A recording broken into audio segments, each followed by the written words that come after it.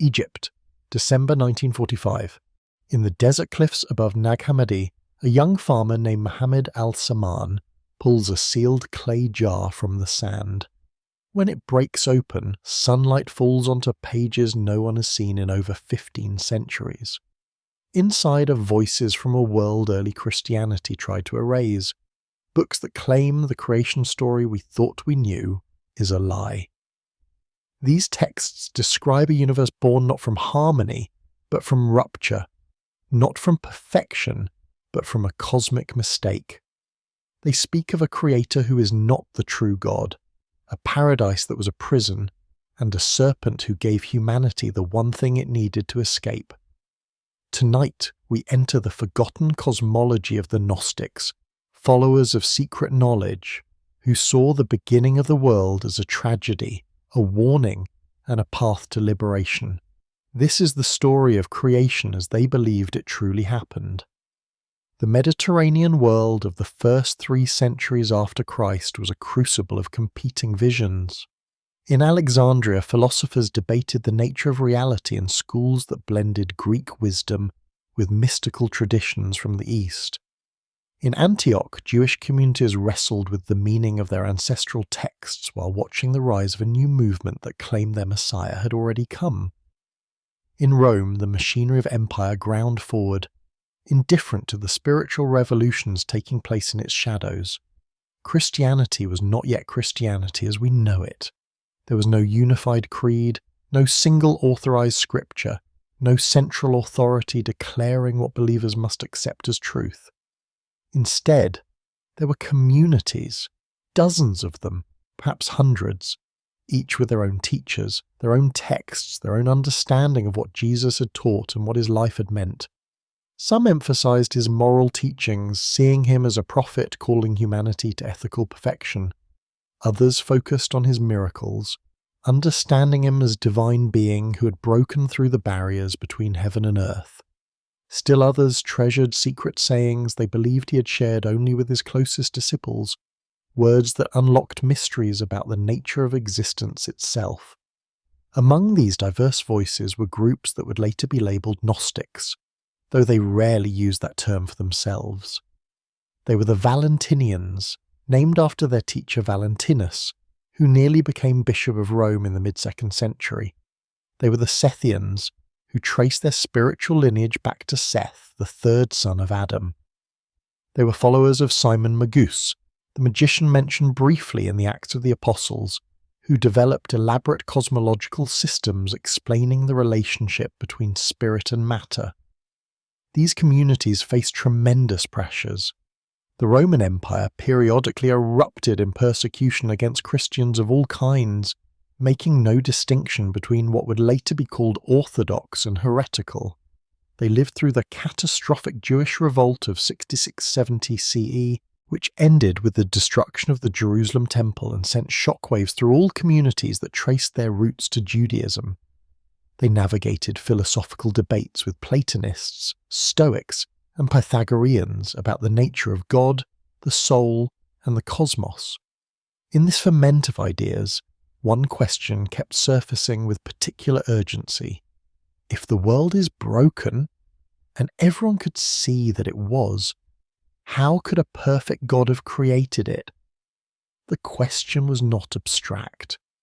People lived with violence, disease, natural disasters, and the grinding injustices of imperial power. They watched children die. They experienced the cruelty of slavery, the arbitrariness of war, the inevitability of decay. If an all-powerful, all-knowing, perfectly good God had made this world, why did it contain so much suffering? The responses varied. Some argued that suffering was punishment for human sin, others claimed it was a test, or that it would be redeemed in a future age. Still others suggested that what appeared to be evil was actually part of a larger good we couldn't perceive from our limited perspective. But some, the ones who had come to be called Gnostics, developed a radically different answer. What if, they asked, the God who created this world was not the true God at all? What if the material universe, with all its pain and imperfection, was the work of a lesser, flawed, even ignorant divine being? What if the creation story everyone thought they knew, the one told in the opening chapters of Genesis, was not describing the work of the highest God, but rather the bungling efforts of a cosmic pretender? This was not mere speculation. The Gnostics grounded their revisionist cosmology in intense engagement with Jewish scripture, particularly Genesis. They were intimately familiar with the creation narrative, the story of Adam and Eve, the tale of the serpent in the garden. But they read these stories with different eyes, asking questions that made others uncomfortable. Why does God in Genesis seem to fear that humans might become like us if they eat from the tree of knowledge? What kind of good God would prohibit knowledge? Why does God walk in the garden in the cool of the day as if he didn't already know where Adam and Eve were hiding? Why does he ask questions? Where are you? Who told you that you were naked, as if he needed information? And most provocatively, why does the serpent tell the truth when he says that eating the fruit won't kill them, while God's warning that in the day you eat of it you shall surely die proves false, at least in any immediate sense? These questions led to interpretations that scandalized emerging Orthodox leaders, but for those who developed them, these readings made sense of both scripture and experience. They explained why the world contained so much suffering despite claims of a loving creator. They accounted for why humans seemed to have an innate sense that this world was not their true home, that something fundamental was wrong with existence as they experienced it. The Gnostic answer took shape gradually across the first centuries CE. It drew on Jewish mystical traditions that explored the layers of heaven and the emanations of divine power. It absorbed Platonic philosophy's distinction between the eternal realm of forms and the shadowy material world. It wove together Christian claims about salvation with ancient Near Eastern myths about cosmic conflicts between higher and lower divine powers. The texts that preserve this vision have remarkable names. The Apocryphon of John, a secret revelation supposedly given by Jesus to his disciple John, laying out the entire Gnostic cosmology from the highest divine realm to the creation of the material world. The Hypostasis of the Archons, meaning the reality of the rulers, which retold the Genesis story from a perspective that cast the Creator God as a tyrannical usurper. The Gospel of the Egyptians, a cryptic text mapping the structure of the divine world. The Gospel of Truth, attributed to Valentinus himself, which spoke in poetic language about error, ignorance, and the coming of knowledge. We know of these texts in part because they survived, buried in the Egyptian desert until 1945. But we also know of them because their opponents wrote against them. Church fathers like Irenaeus, Aeus of Lyon, Tertullian of Carthage, and Hippolytus of Rome composed lengthy refutations of Gnostic teachings. They quoted from Gnostic texts, sometimes extensively, in order to demonstrate how wrong they were. These refutations are filled with outrage and anxiety, suggesting that Gnostic Christianity was not a fringe movement but a significant rival for the hearts and minds of believers. Irenaeus, writing around 180 CE, devoted 5 books to his work against heresies, and much of it targeted Gnostic cosmology. He preserved detailed accounts of Valentinian theology, including elaborate diagrams of the divine realm and complex narratives about how the material world came into being. He did this not because he found these ideas interesting, but because he saw them as deadly threats to what he considered true Christianity. The threat was existential. If the Gnostics were right, then the God of the Old Testament, the God of Abraham, Isaac, and Jacob, the God who gave the law to Moses, was not the ultimate divine reality but a cosmic mistake. If the Gnostics were right, then creation itself was not an act of love, but an accident born from tragedy. If the Gnostics were right, then salvation did not come through faith in the crucified Christ and obedience to church authority, but through awakening to secret knowledge that revealed one's true divine nature. This was the world the Gnostic creation story emerged from. a world of competing visions, intellectual ferment, social upheaval, and existential questioning. It was a world where nothing was settled, where every belief was contested, where the question of how everything began was also a question about how everything might end and be redeemed. To understand the Gnostic creation story, we must begin not at the beginning, but before the beginning. We must start in a realm the Gnostics called the Pleroma, a Greek word meaning fullness. The Pleroma was their name for the true divine reality, the ultimate source from which all authentic existence flowed. It was not a place in any physical sense, because space itself had not yet come into being. It was not subject to time, because temporal sequence belonged to the lower realms. The Pleroma was eternal, unchanging, perfect, the absolute opposite of the turbulent, decaying material cosmos humans inhabited. The Pleroma was not empty. It was populated by what the Gnostics called aeons, eternal divine emanations that existed in harmonious pairs. These were not gods in the polytheistic sense, though the language used to describe them sometimes borrowed from polytheistic traditions. Rather, they were aspects or expressions of the ultimate divine reality, hypostases that represented different attributes of the incomprehensible one. The Sethian texts provide detailed maps of this divine realm. At the very top stood the ultimate unknowable source, sometimes called the invisible spirit or the monad, the one from which all else emerged. This ultimate reality was beyond description, beyond conception, beyond a being itself. It was not male or female, not active or passive, not even properly existing in the way we use that term. It simply was, in a mode of being so transcendent that human thought could not approach it. From this absolute source emerged pairs of aeons, each representing fundamental aspects of divine life. Mind and truth formed one pair. The masculine and feminine principles of divine intelligence and authentic reality. Life and will formed another. The vital force of existence coupled with the intentional direction of divine purpose. Word and understanding, humanity and church, each pair represented another facet of the divine fullness, another way the ultimate reality expressed itself. These eons existed in perfect balance. The masculine and feminine principles complemented each other, neither superior nor inferior, each necessary for the other's full expression.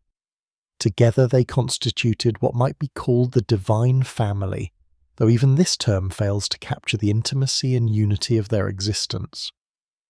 They were distinct but not separate, individual but not isolated, forever engaged in what the texts describe as a kind of cosmic dance or harmony.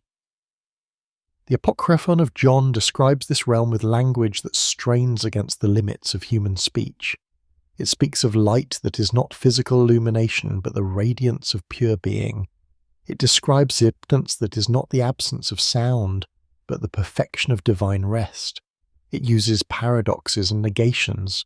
The divine is not this, not that, because positive descriptions would limit what cannot be limited. Among these eons was one named Sophia, whose name in Greek means wisdom.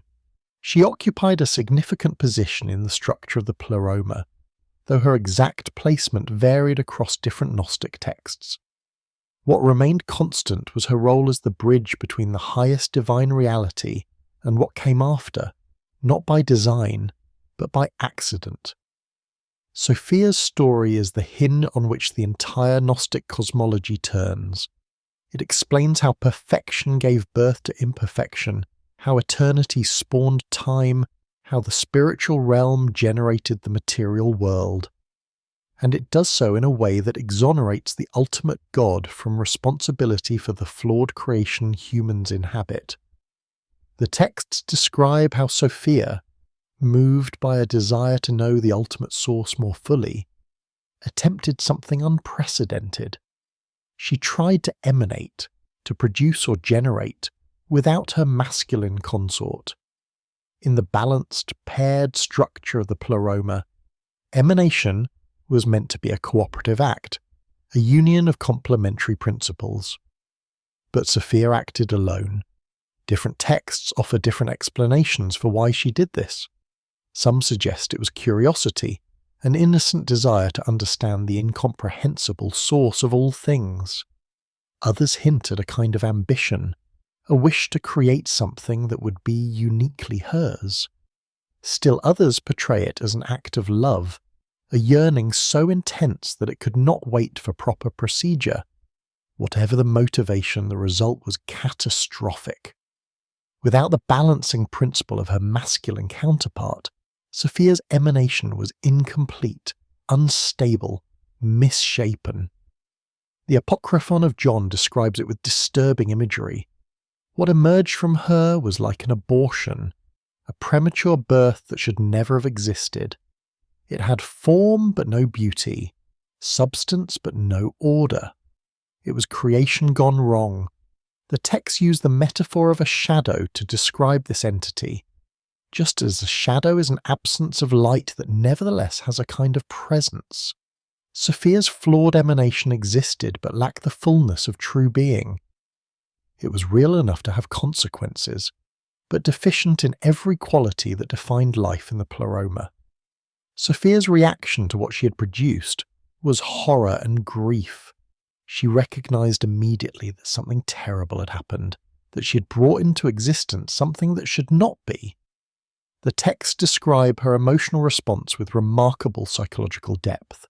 She felt shame at her creation, fear of its implications, and profound sorrow at having disrupted the perfect harmony of the Pleroma. This sorrow itself became generative. The text suggests that Sophia's emotional turmoil, her anguish, her regret, her desperate wish to undo what she had done, began to shape the formless matter that her flawed emanation represented. Her tears, her cries, her turbulent passions all contributed to giving structure to what was emerging. But Sophia could not control this process. The entity she had birthed was already taking on a life of its own, developing in ways she had not intended and could not direct. And crucially, it was taking form outside the Pleroma, separated from the divine fullness by the very nature of its flawed origin. Here the texts introduce a cosmological principle that would become central to Gnostic thought. The material realm emerged not from divine intention, but from divine tragedy. Creation was not an act of will by a perfect God, but the consequence of a mistake by a divine being who had overreached her capacity. The universe humans inhabit is not the intended order, but the unintended aftermath of a spiritual crisis. This reframing was radical in its implications. It meant that the suffering and imperfection of the world were not part of a divine plan, not punishments for human sin, not tests or mysteries whose meaning would eventually be revealed. They were simply the inevitable features of a reality that came into existence through error rather than design. Yet even in this tragedy, the Gnostic texts found a strange kind of hope, because if the world was not created by the ultimate God, then the ultimate God was not responsible for its flaws. The highest divine reality remained perfect, untainted by the chaos and suffering of material existence. And more importantly, the divine spark within humans, the element of their being that came from Sophia herself, did not belong to this flawed creation. It was a remnant of the Pleroma, trapped in matter, but still retaining its essential connection to the realm of light. Sophia's fall established the cosmic drama that would unfold in all that followed. Her grief would become the emotional substrate of material existence. Her longing to return to the Pleroma would echo in every human soul's yearning for transcendence. Her mistake would set in motion a cascade of events leading to the creation of the cosmos, the fashioning of humanity, and eventually the sending of a Redeemer to awaken those who carried her divine spark. But before any of that could happen, the entity born from her error had to complete its own transformation. It had to develop consciousness, though not wisdom. It had to acquire power, though not authority. It had to become the being the Gnostics would identify as the creator of the world, not the true God, but the one who believed himself to be. From Sophia's flawed emanation emerged a being the Gnostic texts call by various names: Yaldabaoth, Yaltabaoth, Samael, Saklas. Each name carried its own connotations. Yaldabaoth possibly derived from Aramaic or Hebrew roots suggesting child of chaos. Samael echoed the name of a figure in Jewish tradition associated with accusation and harsh judgment. Saklas meant fool in Aramaic, reflecting the central characteristic the Gnostics attributed to this being: ignorance. This entity became known in Gnostic literature by a Greek title, the Demiurge, meaning craftsman or maker. The term had been used by Plato in his dialogue Timaeus to describe a benevolent divine craftsman who shaped the cosmos according to eternal forms. But the Gnostics inverted this usage, employing the term for a creator who was neither fully divine nor truly benevolent, a maker whose craftsmanship was fundamentally flawed because he did not understand the true templates of reality. The Apocryphon of John describes the Demiurge's emergence with vivid detail. When Sophia saw what her passion had produced, she was appalled, but the entity itself did not share her perspective. Separated from the Pleroma and ignorant of its existence, the Demiurge could not recognize his own deficiency. He had consciousness but not context, power but not wisdom, creative ability but no comprehension of what authentic creation should be. The texts describe his appearance in symbolic language that was never meant to be taken as literal physical description. He is portrayed with the face of a lion and the body of a serpent, imagery that would have resonated with ancient Mediterranean audiences familiar with chimeric divine figures. The lion suggested aggressive power and predatory dominance. The serpent evoked cunning, but also the chthonic, the earthbound, the material as opposed to the spiritual. But the Demiurge's appearance was less important than his attitude. The moment he became conscious, he looked around the void in which he existed and saw nothing but himself. He had no knowledge of the Pleroma, no awareness of Sophia, no conception that he was the product of a cosmic error. As far as he could perceive, he was alone in existence. From this perception came a declaration that the Gnostic texts quote with a mixture of horror and dark irony. The Demiurge proclaimed, "I am God, and there is no other God beside me." To anyone familiar with the Hebrew Bible, these words would be immediately recognizable. They echo proclamations found throughout the Old Testament, particularly in the prophetic books. In Isaiah 45:5, God declares, "I am the Lord and there is no other. Apart from me there is no God." Similar statements appear in Isaiah 49, in Deuteronomy, in the Psalms, throughout the scriptures that Jews and Christians held sacred. Orthodox interpreters understood these declarations as the one true God asserting monotheism against polytheistic claims. But the Gnostics read them differently. When the Demiurge said, "I am God and there is no other," he was not proclaiming truth, but revealing his ignorance. He genuinely believed himself to be the highest power, because he knew nothing of the realm from which his own existence derived.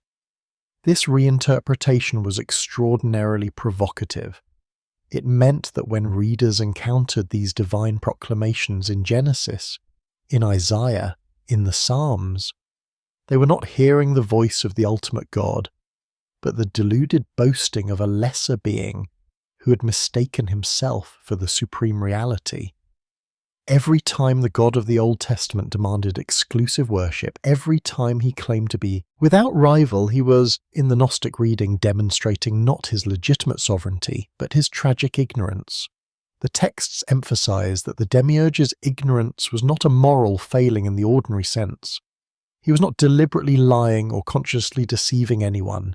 He truly did not know. His limited perspective prevented him from recognizing his own limitations. This made him simultaneously pitiable and dangerous. Pitiable because he was a victim of his own restricted consciousness. Dangerous because he wielded genuine power without the wisdom to use it properly. Having proclaimed himself God, the demiurge proceeded to exercise creative power. But he did not create ex nihilo from nothing, as Orthodox theology claimed the true God had done. He worked with the chaotic matter that already existed as a result of Sophia's disruption, the shadow substance, the formless material that her grief and regret had begun to shape. The demiurge's first act of creation was to generate assistants, beings the texts call archons, from the Greek word for rulers or authorities. Different Gnostic texts enumerate these archons in different ways, but most traditions settled on 7 primary archons, corresponding to the 7 classical planets known in ancient astronomy: the Sun, Moon, Mercury, Venus, Mars, Jupiter, and Saturn. These archons were not fully independent beings, but rather extensions of the demiurge's will, cosmic administrators who would help him structure and govern the realm he was creating. Each archon received dominion over a specific sphere or aspect of material reality. Together they constituted what the texts call the powers of the world, the hierarchical system that would maintain the structure of the cosmos and, crucially, keep souls imprisoned within it. The archons, like their creator, were characterized by ignorance and limitation. They had power over matter but no understanding of spirit. They could manipulate physical forces but had no connection to the pleroma. They could create structures and systems but could not instill genuine life. They were, in effect, cosmic bureaucrats carrying out the confused will of a deluded god. With his archons assembled, the demiurge set about organizing the chaos. The Gnostic texts preserve accounts of this creative process that deliberately parallel and subvert the Genesis creation narrative. Where Genesis speaks of God creating light, the Gnostic accounts describe the demiurge producing a dim illumination that is merely the shadow of true light. Where Genesis describes the separation of waters and the formation of the firmament, the Gnostic texts portray these as crude imitations of spiritual realities the demiurge dimly sensed but could not truly comprehend. The central claim was that the demiurge was modelling his creation on patterns he somehow perceived, echoes or reflections from the pleroma that filtered down into his awareness without his understanding their source. He was like an artist painting a landscape reflected in murky water, producing a distorted copy of something beautiful he could never see clearly. This concept that the material world is an imitation of a higher reality was not original to the Gnostics. It derived from Platonic philosophy, which held that the physical realm was a flawed copy of eternal forms or ideas. But the Gnostics radicalized this notion by inserting an ignorant creator into the equation. The world was a flawed copy not just because matter is inherently less perfect than spirit, but because the being doing the copying fundamentally misunderstood what he was trying to reproduce. The resulting cosmos, in the Gnostic view, was a mixture of order and chaos, beauty and horror, functionality and fundamental wrongness. It worked well enough to sustain life, but it was shot through with defects that could never be fully corrected because they were built into its very structure. Disease, decay, violence, death. These were not aberrations or punishments, but inevitable features of a world created by an ignorant god from the substance of spiritual catastrophe. The Tripartite Tractate, a Valentinian text found at Nag Hammadi, describes the material world as an imitation of the pleroma.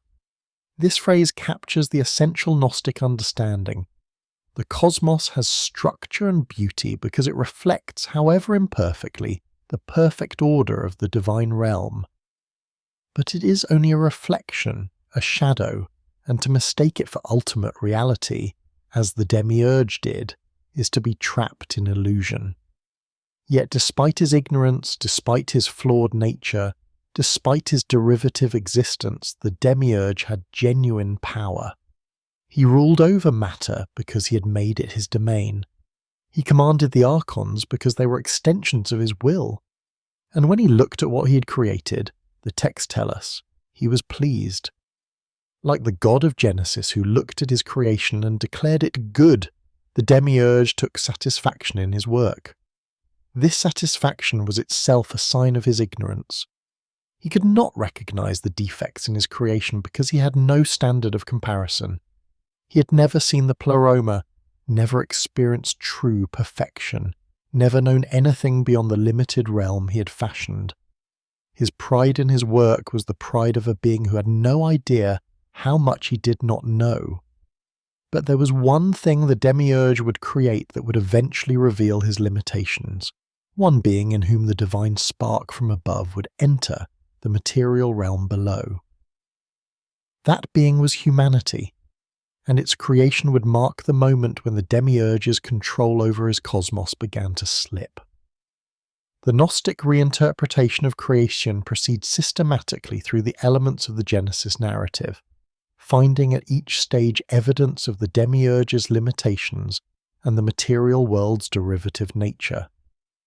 When Genesis says, "Let there be light," Orthodox tradition understood this as the first act of creation, bringing into existence the fundamental condition for all that would follow.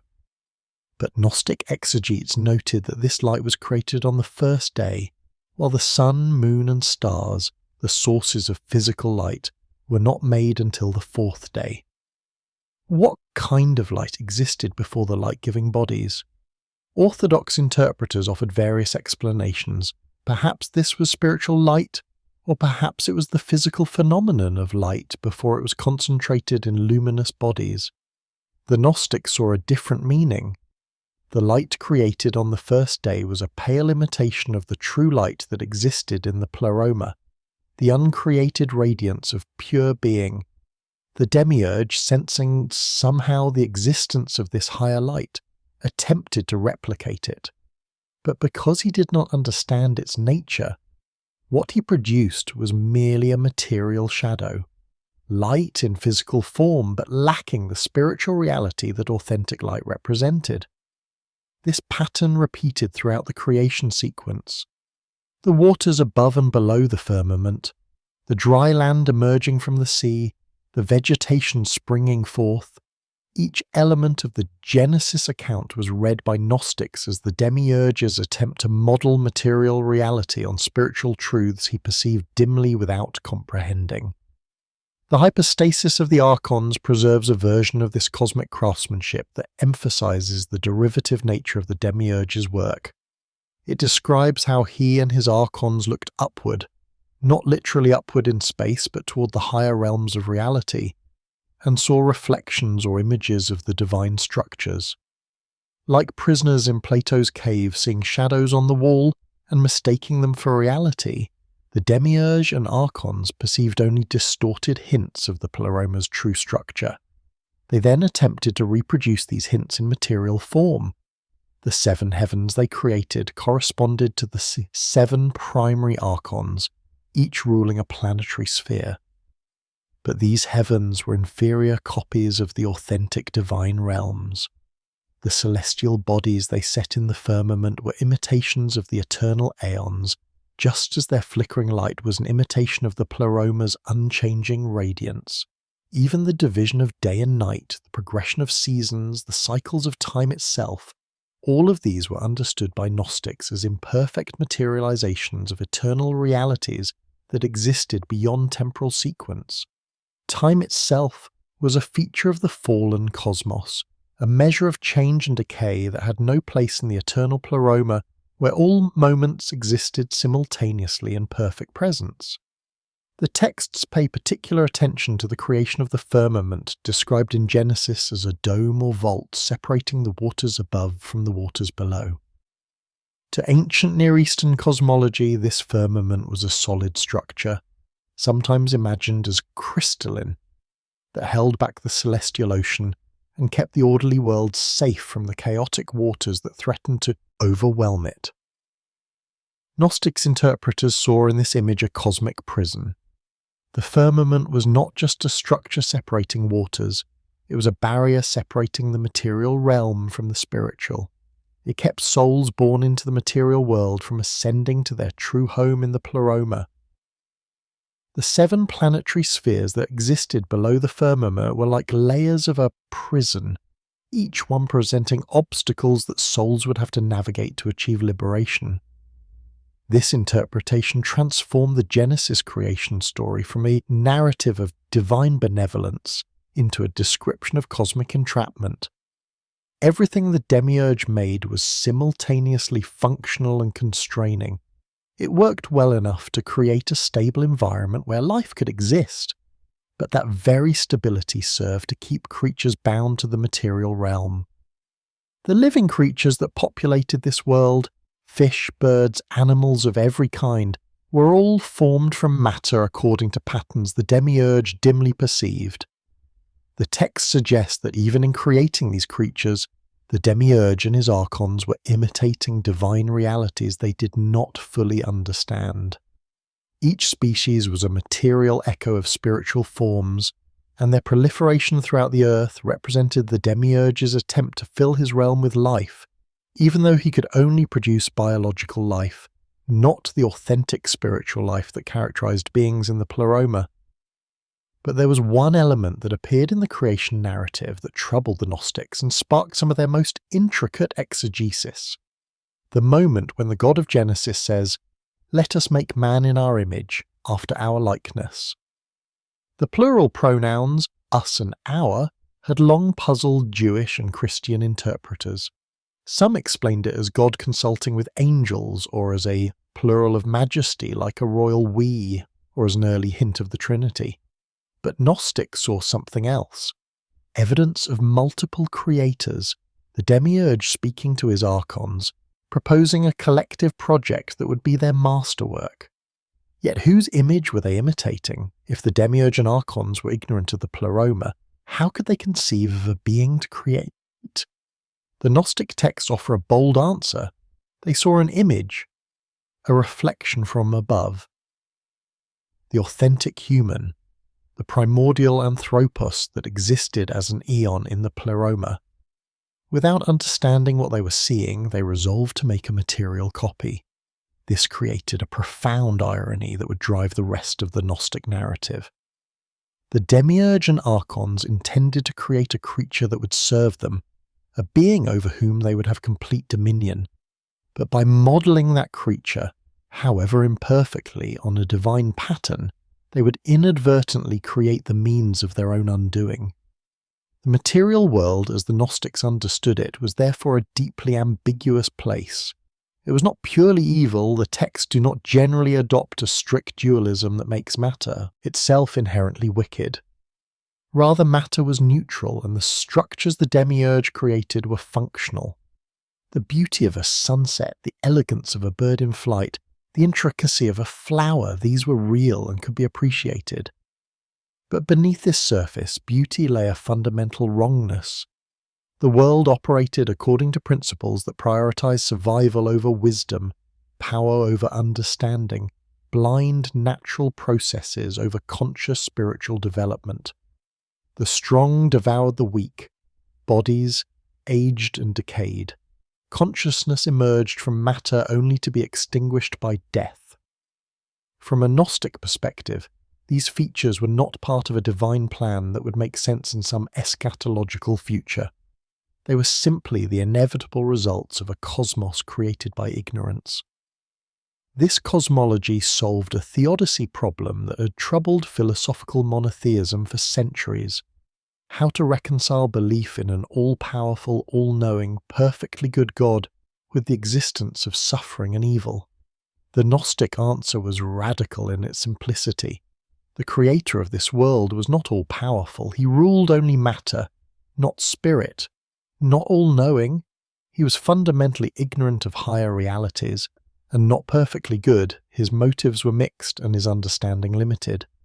But this solution created its own problems, which orthodox critics were quick to point out. If the ultimate God was not responsible for creation, what was he responsible for? If the material world was a mistake, what was the point of its existence? And most pressingly, if humans contained divine sparks trapped in matter, created by an ignorant God, how could they ever escape? What mechanism of salvation could bridge the vast gulf between the pleroma and the material cosmos? The Gnostic answer to these questions would emerge through the creation narrative's most crucial moments, the fashioning of humanity and the events that transpired in Eden. It was in these episodes that the cosmic drama would acquire its immediate personal relevance to every human being who heard the story. The hypostasis of the archons provides one of the most detailed Gnostic accounts of humanity's creation, and it reads like a scene of divine frustration and unintended consequence.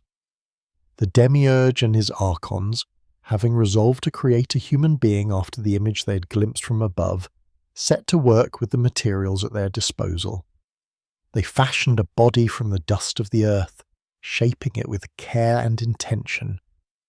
The text described this as a collective effort, with each archon contributing specific elements, one forming the bones, another the sinews, another the flesh, each working according to their particular domain of material expertise. The result was Adam, not yet Adam as a living being, but Adam as a form, a perfectly crafted body lying motionless in the earth. The texts describe this form with admiration for its construction, but also with an emphasis on its inertness. The archon had created a masterpiece of biological engineering, a body that contained all the systems necessary for life, but they could not make it live. This moment is pivotal in the Gnostic narrative. The archons had power over matter, but could not generate authentic life. They could shape and organize, but they could not animate. They could create structures, but could not infuse them with consciousness. Their creation lay before them, beautiful but dead, and they did not know how to bridge the gap between form and life. The Apocryphon of John elaborates on this scene with remarkable psychological detail. The archons stood around the body they had made, frustrated and increasingly desperate. They had invested enormous effort in this project. They had followed the image they had seen with as much precision as their limited understanding allowed, but the result remained stubbornly lifeless. In some versions of the story, the archons try various methods to animate their creation. They breathe on it, but their breath conveys no life force. They speak words of power, but the body remains inert. They attempt to infuse it with their own essence, but this too fails. They had reached the limit of their capabilities, and the body mocked them with its perfection and its absolute stillness. It was at this moment of archonic failure that Sophia intervened. The texts differ on the precise mechanism. Some suggest she acted directly, others that she worked through intermediaries, still others that her action was part of a larger plan coordinated with other divine powers. But all agree on the essential fact. Sophia, moved by pity and perhaps by a desire to redeem her error, breathed her own divine essence into the body the archons had made. This was not merely breath as we understand it, not the simple transfer of air from one body to another. It was pneuma, spirit, the very substance of divine life, a portion of Sophia's own being, a spark from the pleroma itself, entered the material form and gave it life. The effect was immediate and dramatic. Adam's eyes opened. He drew breath. He stood upright. But he was not merely alive. He was alive in a way that transcended anything the archons had imagined. The divine spark within him gave him capacities that exceeded his material creator's understanding. He possessed not just consciousness, but self-awareness, not just intelligence, but wisdom, not just perception, but insight into realities beyond the material. The texts emphasize the archons' reaction. They were astonished, then afraid. They had wanted to create a servant, a being over whom they would exercise dominion. Instead, they had inadvertently participated in creating something that was spiritually superior to themselves. Adam stood before them possessing something they lacked, a connection to the divine realm, a spark of true light in the midst of the shadowlands they governed. The Apocryphon of John preserves a striking line: "The human became more intelligent than the beings who had made him." This single sentence captures the central irony of humanity's creation in Gnostic thought.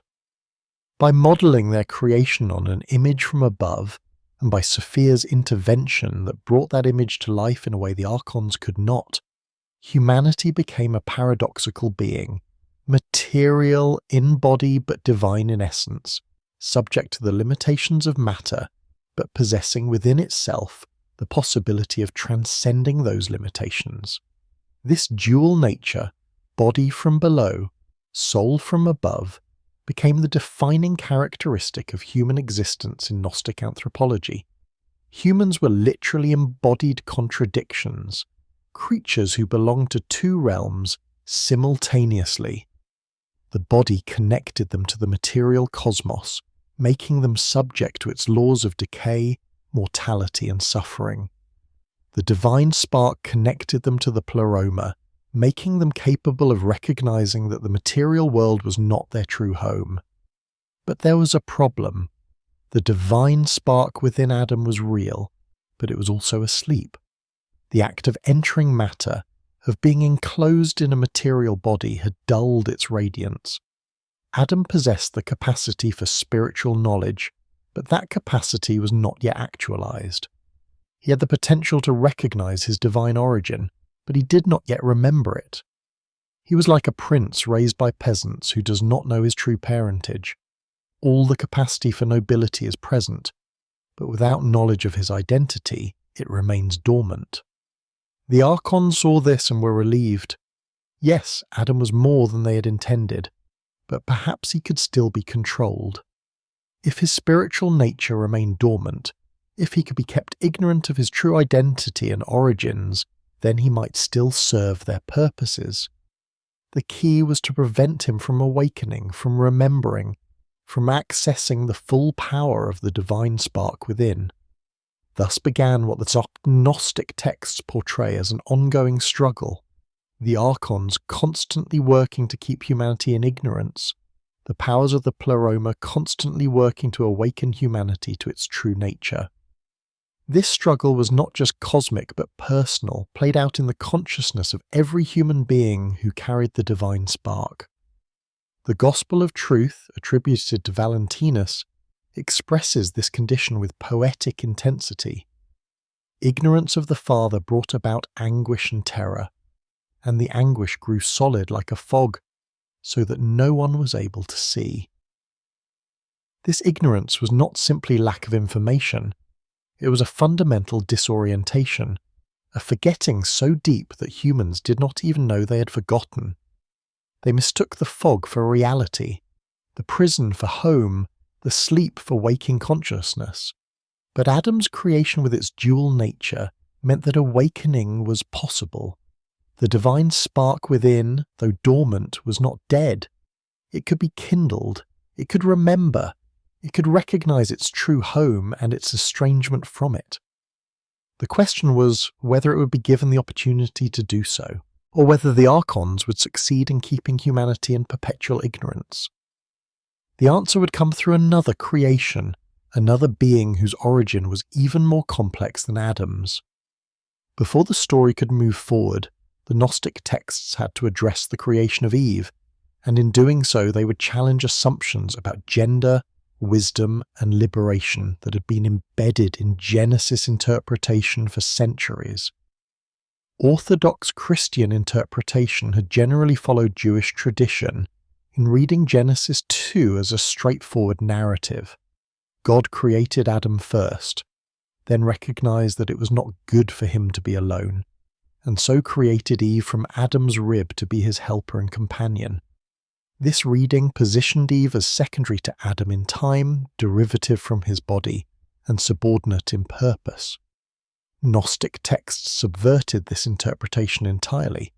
In their reading, Eve's creation was not an afterthought to address Adam's loneliness, but a crucial step in the drama of awakening. Eve was not Adam's inferior, but in many ways his spiritual superior, the one through whom knowledge would enter the world, the one who would see clearly what Adam initially could not. The Gospel of Philip, a Valentinian text from Nag Hammadi, contains a striking reinterpretation of Eve's role. It calls her the instructor and the mother of the living, titles that reframe her entirely. Rather than being the one who led humanity into sin, as traditional interpretation held, she was the one who brought humanity to consciousness, who initiated the process of awakening that would allow humans to escape their bondage. The creation of Eve in Gnostic accounts is described as a separation, not primarily of Adam's rib from his body, but of his spiritual power into a distinct form. The divine spark that Sophia had breathed into Adam was too much for him to fully actualize alone. By separating this power into two beings, the potential for awakening increased. Where Adam as a solitary being remained somewhat dormant, the interaction between Adam and Eve would create the conditions for consciousness to emerge. Some Gnostic texts go further, suggesting that Eve's creation was itself an act of spiritual intervention. When the Archons saw that Adam possessed something they could not control, the divine spark, they attempted to extract it, to separate it from him, so they could neutralize it or keep it under closer watch. Their plan was to take Adam's spiritual essence and contain it in another form that they could more easily manage. But this plan backfired spectacularly. Instead of containing the spiritual power, the separation amplified it. Eve emerged not as a weakened fragment of Adam, but as a fully realized spiritual being, one who, crucially, was more immediately aware of her divine nature than Adam was of his. The texts emphasize that the Archons feared Eve even more than they feared Adam. She represented a concentration of spiritual power that they had not anticipated and could not control. Her very existence was a threat to their dominion, and so they immediately began plotting to subjugate her, to trap her in ignorance as they had trapped Adam, to prevent her from realizing and exercising her full capacity. The hypostasis of the Archons describes how the Archons attempted to dominate Eve, to force themselves upon her, and thereby corrupt her spiritual nature with material lust. But the text claims that they failed. What they actually assaulted was only a material copy, a shadow of Eve, while her true spiritual self escaped their grasp. This peculiar narrative detail reflects a broader Gnostic theme. The true self, the divine spark, cannot be touched or corrupted by material forces, even when the body is violated. This creates a distinction in Gnostic thought between the material body and the spiritual self that goes beyond simple body-soul dualism.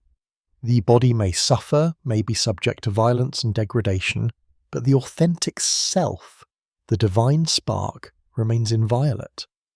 This was potentially a source of comfort for communities facing persecution and violence, offering a framework in which physical suffering did not constitute ultimate defeat.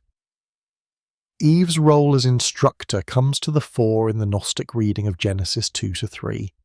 The passage in Genesis where God causes a deep sleep to fall upon Adam while he creates Eve is reinterpreted as Adam falling into spiritual ignorance. His sleep is not just physical rest, but a state of unconsciousness regarding his true nature. He has forgotten his divine origin, has become absorbed in the material world the Archons have created for him. Eve, by contrast, awakens first. She opens her eyes, both physical and spiritual, before Adam does. She perceives the reality of their situation more clearly. She recognizes the Archons' control systems for what they are. She understands at some level that they are imprisoned in a realm that claims to be all of reality, but is actually only a shadow of true being. This portrayal of Eve as the first to awaken, the first to perceive clearly, was a radical reversal of traditional Genesis interpretation. Where Orthodox Christianity had seen Eve's susceptibility to the serpent's temptation as evidence of female weakness, and the reason women should not teach or hold authority, Gnostic texts saw her receptivity to the serpent's message as evidence of her spiritual sensitivity and wisdom. The Gospel of Philip contains a cryptic saying that may reflect this understanding. The man follows the woman before he becomes aware. When he becomes aware, the man receives knowledge, gnosis. The woman had knowledge, but the man did not. This suggests a sequence where Eve first gains understanding, then becomes the vehicle through which Adam receives it. This revaluation of Eve's role had significant implications for how Gnostic communities understood gender and spiritual authority. If Eve was the instructor, the one who brought knowledge and initiated awakening, then women could not be dismissed as spiritually inferior or intellectually weak. If the critical moment in human spiritual history was when Eve listened to the serpent and then shared her knowledge with Adam, then women were not the origin of sin but the origin of salvation. The evidence suggests that some Gnostic communities reflected this theology in their practice. We have records of women serving as teachers and prophets in Gnostic groups, of women composing theological texts, of women leading ritual celebrations.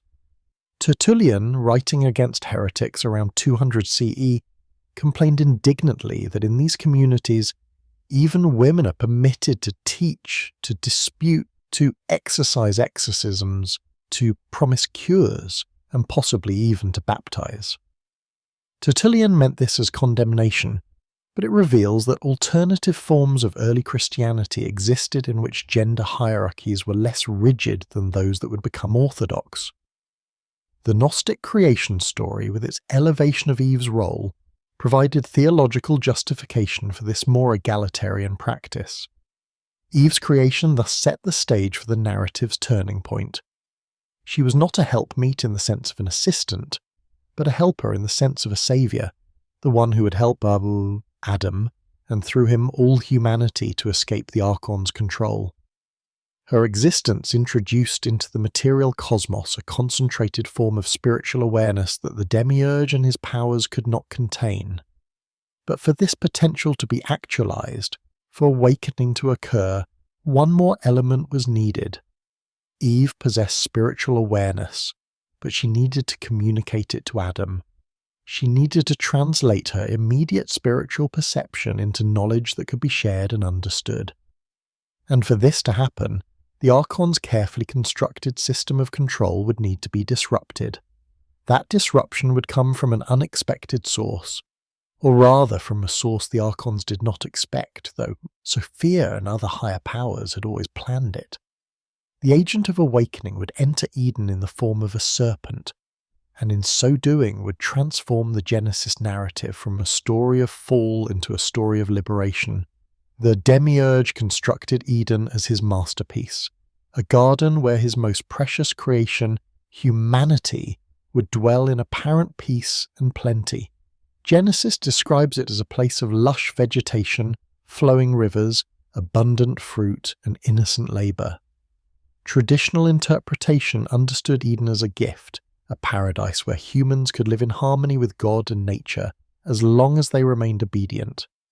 Gnostic exegetes saw something else entirely. They read the Eden narrative as describing not a gift but a trap, not freedom but surveillance, not paradise but a carefully designed control system meant to keep humanity in ignorance of their true nature and origin. The key to this interpretation lay in what was forbidden. In the centre of Eden stood two special trees, the tree of life and the tree of the knowledge of good and evil. God gave Adam permission to eat from any tree in the garden, except the tree of knowledge. Of that tree, God said, "In the day you eat of it, you shall surely die." Orthodox interpretation understood this prohibition as a test of obedience, a chance for humans to demonstrate their loyalty and trust in God's wisdom. The tree's fruit must have been harmful in some way, or its prohibition was meant to establish human recognition that God's authority was ultimate and not to be questioned. Gnostics asked, what kind of God forbids knowledge? Why would a benevolent creator want humans to remain ignorant of good and evil? And why would knowing good and evil be worthy of death? Their answer reshaped the entire narrative.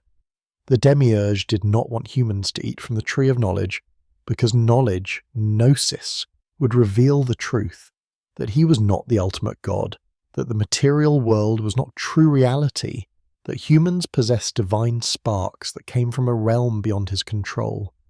Knowledge was dangerous to the demiurge because knowledge would liberate humans from his dominion. The hypostasis of the archons describes Eden's boundaries as spiritual barriers designed to keep humanity contained.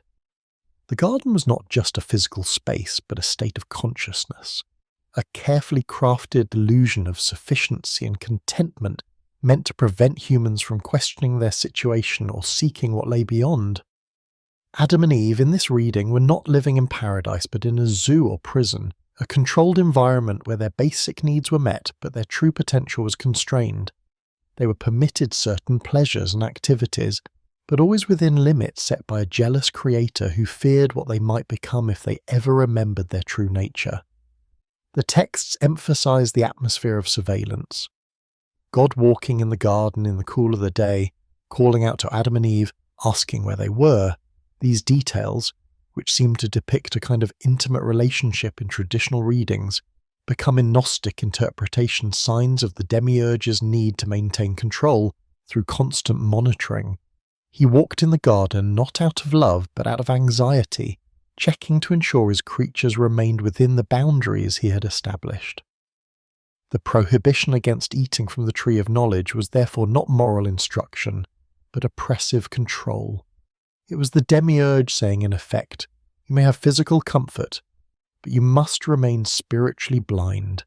You may work and eat and procreate, but you must not understand who you really are or where you truly come from. This understanding of Eden transformed it from a lost paradise into a prison that humanity was right to escape, and the fall that traditional Christianity interpreted as the catastrophic origin of all human suffering became in Gnostic thought the necessary first step toward liberation. Humanity had to fall out of Eden, had to leave that place of comfortable ignorance in order to begin the journey home to the Pleroma. But there was a problem. Adam and Eve, with the divine sparks within them still dormant, did not recognize their imprisonment. They experienced Eden as pleasant enough, even if something felt subtly wrong. They did not know to question the demiurge's authority because they did not know any other authority existed. They accepted the prohibition against the tree of knowledge because they had no framework for understanding why knowledge might be desirable or necessary. They needed awakening. They needed someone or something to disrupt their comfortable ignorance, to introduce questions they had not thought to ask, to show them that the boundaries of their world were not fixed but could be transgressed. They needed someone to tell them the truth about themselves and about the God who claimed to rule over them, that someone was about to arrive and he would take a form that Genesis had painted as evil, but that Gnostics understood as redemptive, the form of the serpent. In Genesis 3, the serpent appears suddenly, described only as more crafty than any of the wild animals the Lord God had made. He engages Eve in conversation, questions God's command, and ultimately persuades both her and Adam to eat the forbidden fruit. Traditional interpretation identified the serpent with Satan, the devil, the enemy of God and humanity, the source of all temptation and sin. Gnostic texts read this scene entirely differently. For them, the serpent was not evil, but a revealer, not an enemy, but a liberator. He was an emissary from the Pleroma, sent specifically to awaken humanity to the truth of their situation and identity. The Apocryphon of John identifies the serpent as an agent of the divine Sophia, or of the Logos, the divine word that represented the principle of revelation and truth. Some texts call him the instructor, others the wise one. His mission was to undo the demiurge's work of keeping humanity in ignorance, to spark the awakening that would allow the divine sparks within Adam and Eve to remember their origin. The serpent's approach to Eve rather than Adam was not, in this reading, a sign of her weakness, but recognition of her spiritual sensitivity. The text suggests that the serpent recognized Eve as more ready to receive the truth, more capable of perceiving realities beyond the material surface. She was the one whose spiritual eyes could be opened first, who could then help Adam see what she had seen. The dialogue between the serpent and Eve in Genesis takes on new meaning in Gnostic interpretation. When the serpent asks, "Did God really say you must not eat from any tree in the garden?" he is not tempting or deceiving, but teaching critical thinking, encouraging Eve to question authority and examine the reasons behind commands she has simply accepted. Eve corrects him. They may eat from the trees, just not the tree in the middle of the garden, or they will die. The serpent then delivers the line that Gnostics saw as the crucial truth. You will not surely die, for God knows that when you eat of it your eyes will be opened, and you will be like God, knowing good and evil. Orthodox interpretation heard in these words the original lie, the promise that led to humanity's fall. But Gnostics noted that the serpent spoke the truth. Adam and Eve did not die in the day they ate the fruit, at least not in any literal sense. Their eyes were opened.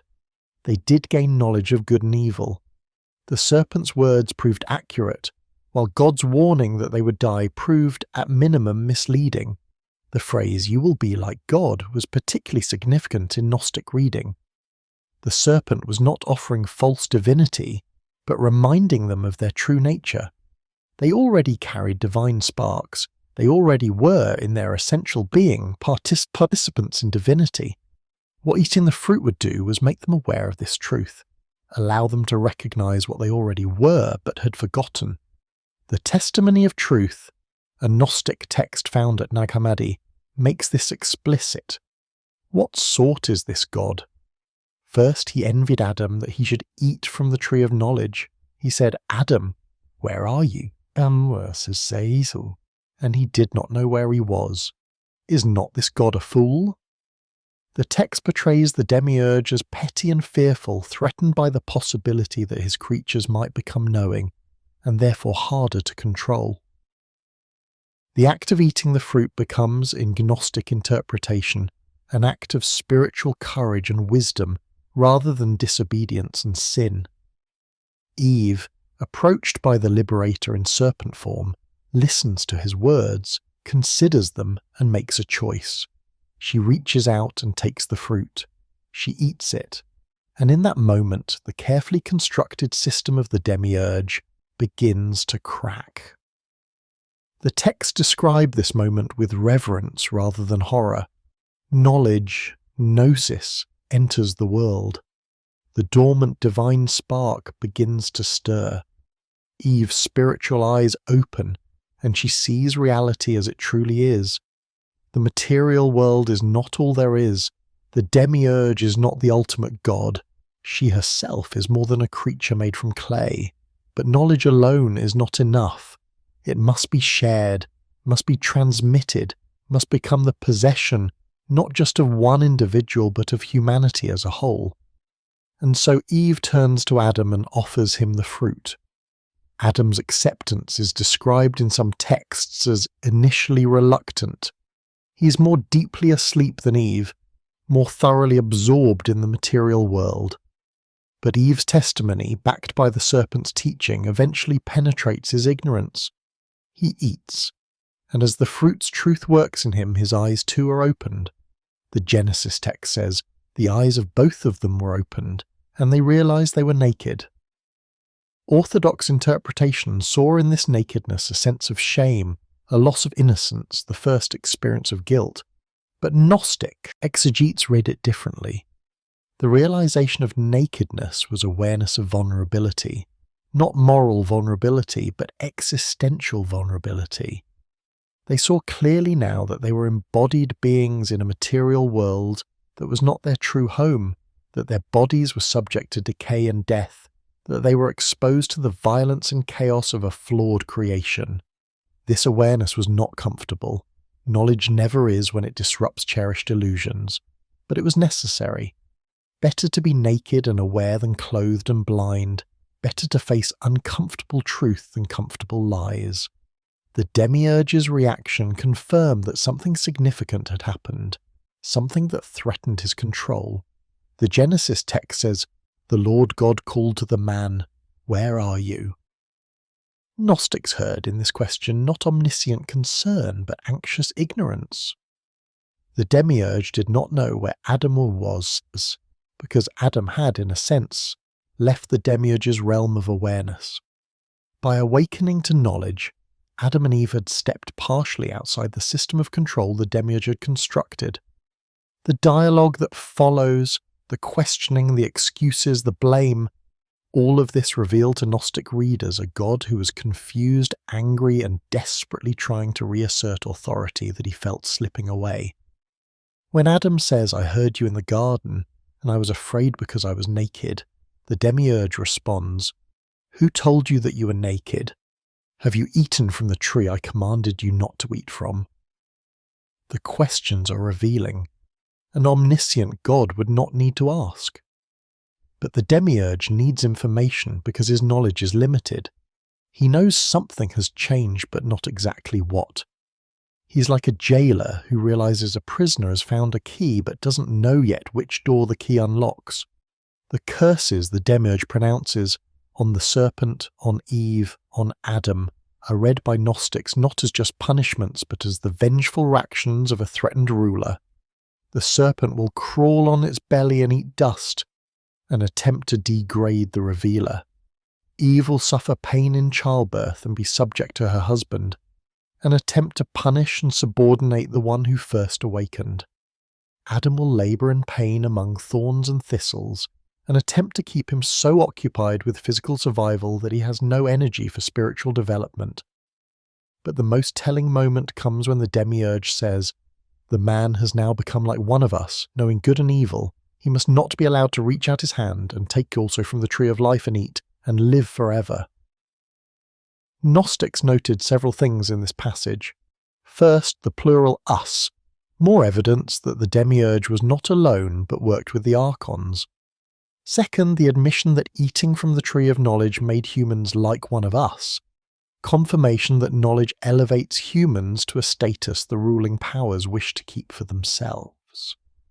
Third, the fear that humans might access the tree of life and live forever, revealing that the demiurge's power depends on human mortality, on the cycle of death and rebirth that keeps souls trapped in the material realm.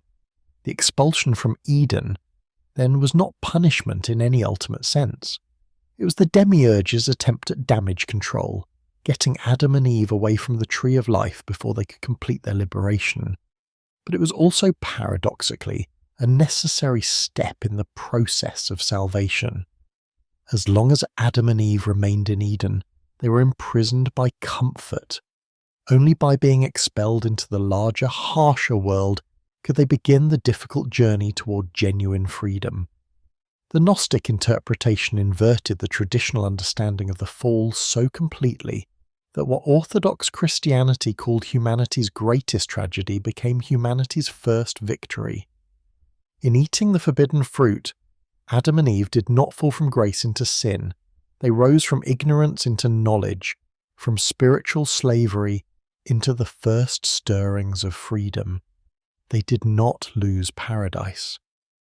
They escaped a prison.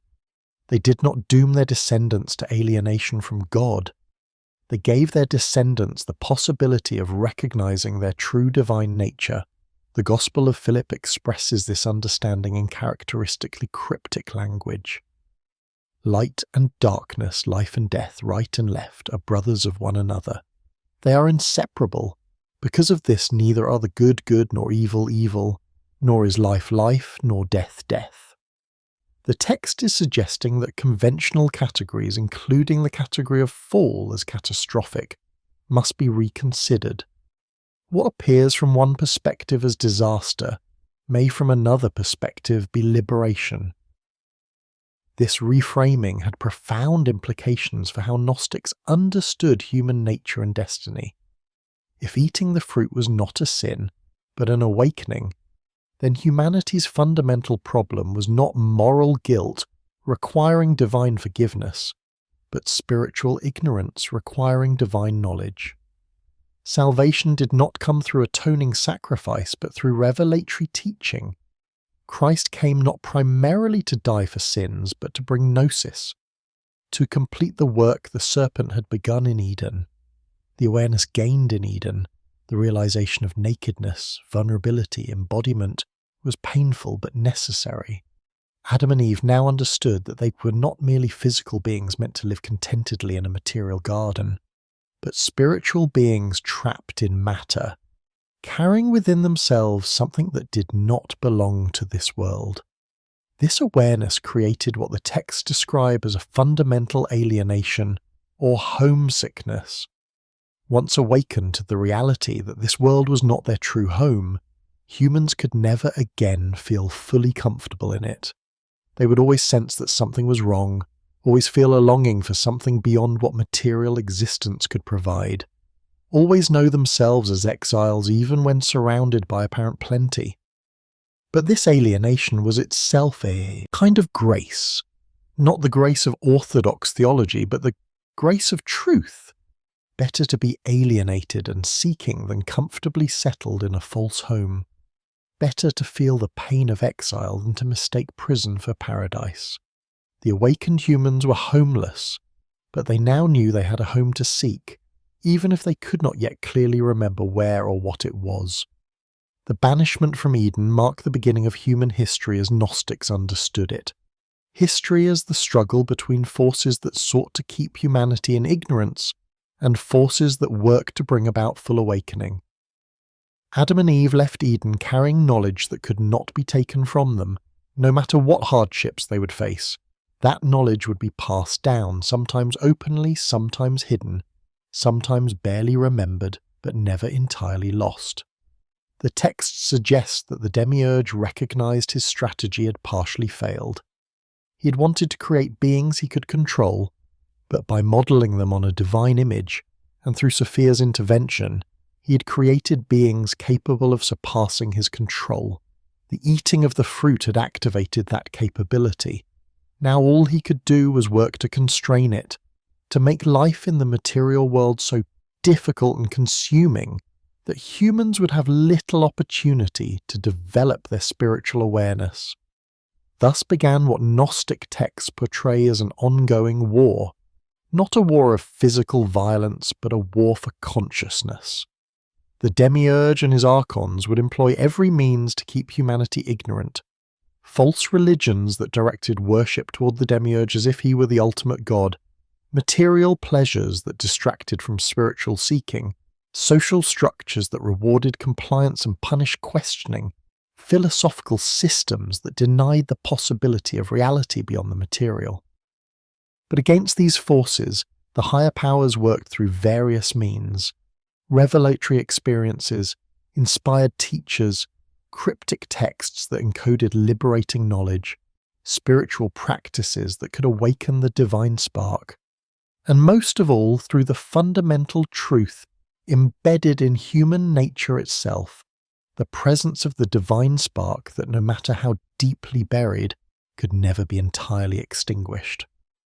Adam and Eve's first act after leaving Eden was to begin the process of physical procreation, bringing more humans into existence. Each child born would carry the same dual nature, a material body from the demiurge's creation, a divine spark from Sophia's gift. Each would face the same choice that Adam and Eve had faced in Eden: to remain in comfortable ignorance or to seek painful truth. The story of the fall thus became, in Gnostic interpretation, the founding narrative of human possibility.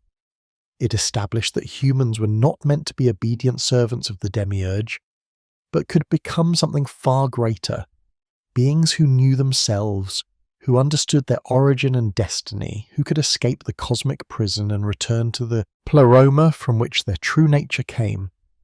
But the path from awakening to liberation would be long and difficult. The demiurge had not given up, and the material world with all its dangers and distractions would test every human who sought to remember their divine origin. The rest of biblical history, as Gnostics read it, would be a chronicle of this struggle and of the Demiurge's increasingly desperate attempts to maintain control over creatures who had learned they were meant to be free. With Adam and Eve expelled from Eden and beginning to populate the earth, the Demiurge and his Archons faced a new challenge: how to maintain control over beings who now possessed knowledge of good and evil and could potentially awaken more fully to their divine nature. The solution, according to Gnostic texts, was to construct a comprehensive system of cosmic governance that would bind human souls as thoroughly as the material body already bound the divine spark. This system became what the texts call the Archon's world, or the realm of fate, a multidimensional prison more sophisticated than Eden had ever been. The 7 planetary Archons, each ruling a celestial sphere, became the administrators of human destiny. Sethian texts preserve detailed maps of this cosmic bureaucracy. As the soul descended from the pleroma to be born into a material body, it had to pass through 7 planetary spheres, each governed by one of the Archons. At each sphere, the soul received certain characteristics, inclinations and limitations, what the texts call portions or bonds. From the sphere of Saturn came melancholy and restriction. From Jupiter, ambition and expansion. From Mars, anger and violence. From the Sun, pride and desire for recognition. From Venus, lust and attachment. From Mercury, cunning and communication. From the Moon, changeable emotions and connection to physical cycles. These planetary influences were understood not as mere superstitious astrology, but as actual metaphysical mechanisms by which the Archons programmed souls to behave in predictable ways. By the time a soul reached physical birth, it was so laden with archonic influences that its original divine nature was almost entirely obscured. The person would grow up believing these characteristics were simply who they were, never recognizing them as imposed constraints. Someone might think, "I am an angry person," or "I am ruled by my desires," not realizing these were bonds placed upon them by the Archons during their descent through the planetary spheres. This system of fate, what the Greeks called hymarmena, was understood by Gnostics as far more than simple determinism. It was active, intelligent, malevolent. The Archons monitored each soul, adjusted circumstances to keep people distracted and ignorant, arranged coincidences that would prevent spiritual seeking. If someone began to awaken, began to question, began to see through the illusion, the Archons would intensify their interventions, creating crises, offering tempting distractions, instilling doubt and fear. The material world itself, with its cycles of birth and death, hunger and satisfaction, pleasure and pain, was designed to keep consciousness focused on immediate survival rather than ultimate questions. Why contemplate one's divine origin when there are children to feed, bills to pay, dangers to avoid, social obligations to fulfill? The grinding necessities of material existence were themselves a control mechanism. The texts emphasize that this system was not completely deterministic. The divine spark within could potentially overcome archonic influence, could awaken despite all the constraints. But it required extraordinary effort, dedication, and often help from higher powers. Left to their own devices, most humans would live and die without ever recognizing their true nature, their souls cycling through repeated incarnations, each time passing through the archonic spheres and receiving new bondage. This cycle of reincarnation, what the texts call the wheel of birth, was not seen by Gnostics as an opportunity for gradual spiritual evolution, as some Eastern traditions understood it. It was a trap, a means of ensuring that souls remained perpetually bound to matter. Each death and rebirth erased memory, reset the soul's journey, gave the Archons another chance to prevent awakening. Only by achieving gnosis could a soul break free from this cycle. The violence and suffering that characterized human existence were not, in this view, unfortunate accidents or divine punishments. They were inherent features of a world created by an ignorant God and governed by the malevolent powers. War, disease, natural disasters, the predation of the strong upon the weak, all of this reflected the fundamental disorder of a cosmos that should never have existed in the first place. Yet humans persisted in worshipping the demiurge, directing their prayers and sacrifices to the very being who kept them imprisoned. The texts see tragic irony in this.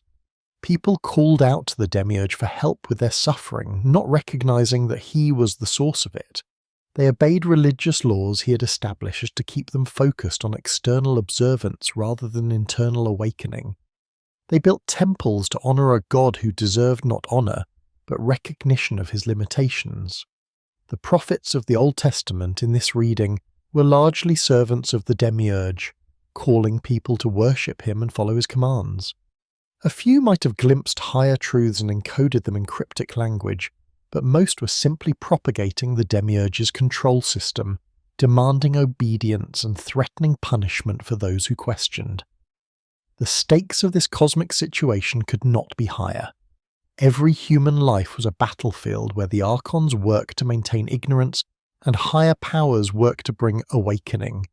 Every moment of spiritual questioning was an act of rebellion against the cosmic authorities. Every person who achieved gnosis represented a defeat for the demiurge and a victory for the ultimate divine reality that sought to reclaim its scattered sparks. But for most of human history, as Gnostics read it, the demiurge was winning. The system of control was too comprehensive, too sophisticated, too well disguised. Humans lived and died in ignorance, their divine sparks trapped lifetime after lifetime, the archons maintaining their grip on the cosmos they governed. Something more was needed. The serpent in Eden had begun the process of awakening, but that initial gnosis had faded, been forgotten, been suppressed. Humanity needed another intervention, more powerful and comprehensive than the first. The Pleroma needed to send an emissary who could not be controlled by the archons, who could speak with authority about the true God, who could provide teachings and practices that would enable humans to break free from cosmic bondage. That emissary would eventually come in the form of Christ. But before examining the Gnostic understanding of Christ's role, we must see how the early biblical narratives, Cain and Abel, the flood, the Tower of Babel, fit into this vision of escalating struggle between the demiurge and awakening humanity. The story of Cain and Abel in Genesis 4 appears straightforward. Two brothers offer sacrifices. God accepts Abel's but rejects Cain's. Cain murders Abel in jealousy. God punishes Cain with exile. Traditional interpretation saw this as teaching about proper worship and the dangers of sin. Gnostic exegetes saw something more complex. They noted that the text doesn't explain why God accepted Abel's sacrifice and rejected Cain's. Was there something inferior about grain offerings compared to animal sacrifices? Or was the demiurge's preference arbitrary, designed to create conflict between the brothers? Some Gnostic texts portray Cain as connected to the archonic powers, his violence and jealousy reflecting their influence.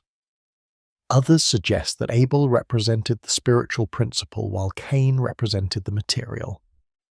The murder of Abel by Cain was then read as symbolizing the material realm's violence against the spiritual, the demiurge's ongoing attempt to extinguish the divine spark wherever it manifested. The line of Cain, who went on to build cities and establish civilizations, represented human culture entirely under archonic influence, productive and technologically advanced, but spiritually dead. The line of Seth, Adam's third son born after Abel's death, represented the preservation of spiritual awareness, the lineage through which knowledge of the true God would be maintained and transmitted. Sethian Gnostics particularly emphasized this understanding, seeing themselves as spiritual descendants of Seth, carrying forward the gnosis that Adam had received in Eden. They read the genealogies in Genesis not as historical records but as coded transmission of spiritual teaching, with each name representing stages or types of awareness rather than literal individuals. The flood narrative in Genesis 6-9 presented the demiurge at his most violent and controlling. The text says God regretted making humans, saw that their wickedness was great, and decided to destroy all life on earth except for Noah and his family. Traditional interpretations struggle with this. How could a perfect God regret his actions? How could wholesale genocide be justified? Gnostics read the flood as the demiurge's attempt to commit cosmic genocide, to eliminate humanity entirely because he had lost control over them. The wickedness that supposedly motivated the flood was, in Gnostic interpretation, not moral evil but spiritual awakening. Humans were beginning to remember their divine origin, beginning to question the demiurge's authority, beginning to seek connection with higher realities. This was intolerable to the demiurge, so he determined to start over with a small remnant he could more easily control. The Apocryphon of John presents Noah's salvation as the result of intervention from higher powers. The demiurge wanted all humans destroyed, but Sophia or the Logos warned Noah, providing knowledge of how to survive. The ark became a symbol of Gnosis itself, the vessel that preserved spiritual knowledge through the destruction the demiurge intended to be total. The post-flood world, with its covenant and commandments, represented the demiurge's attempt to establish more explicit control. God's promise never to flood the earth again was read not as merciful commitment, but as acknowledgement of defeat. The higher powers would not allow such wholesale destruction, so the demiurge had to accept that some humans would survive with their capacity for awakening intact. The Tower of Babel story in Genesis 11 seemed to some Gnostic interpreters to be another instance of the demiurge's insecurity.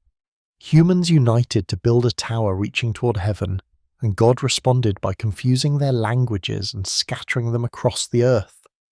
The stated reason was lest they become like us, another admission that the demiurge feared human potential.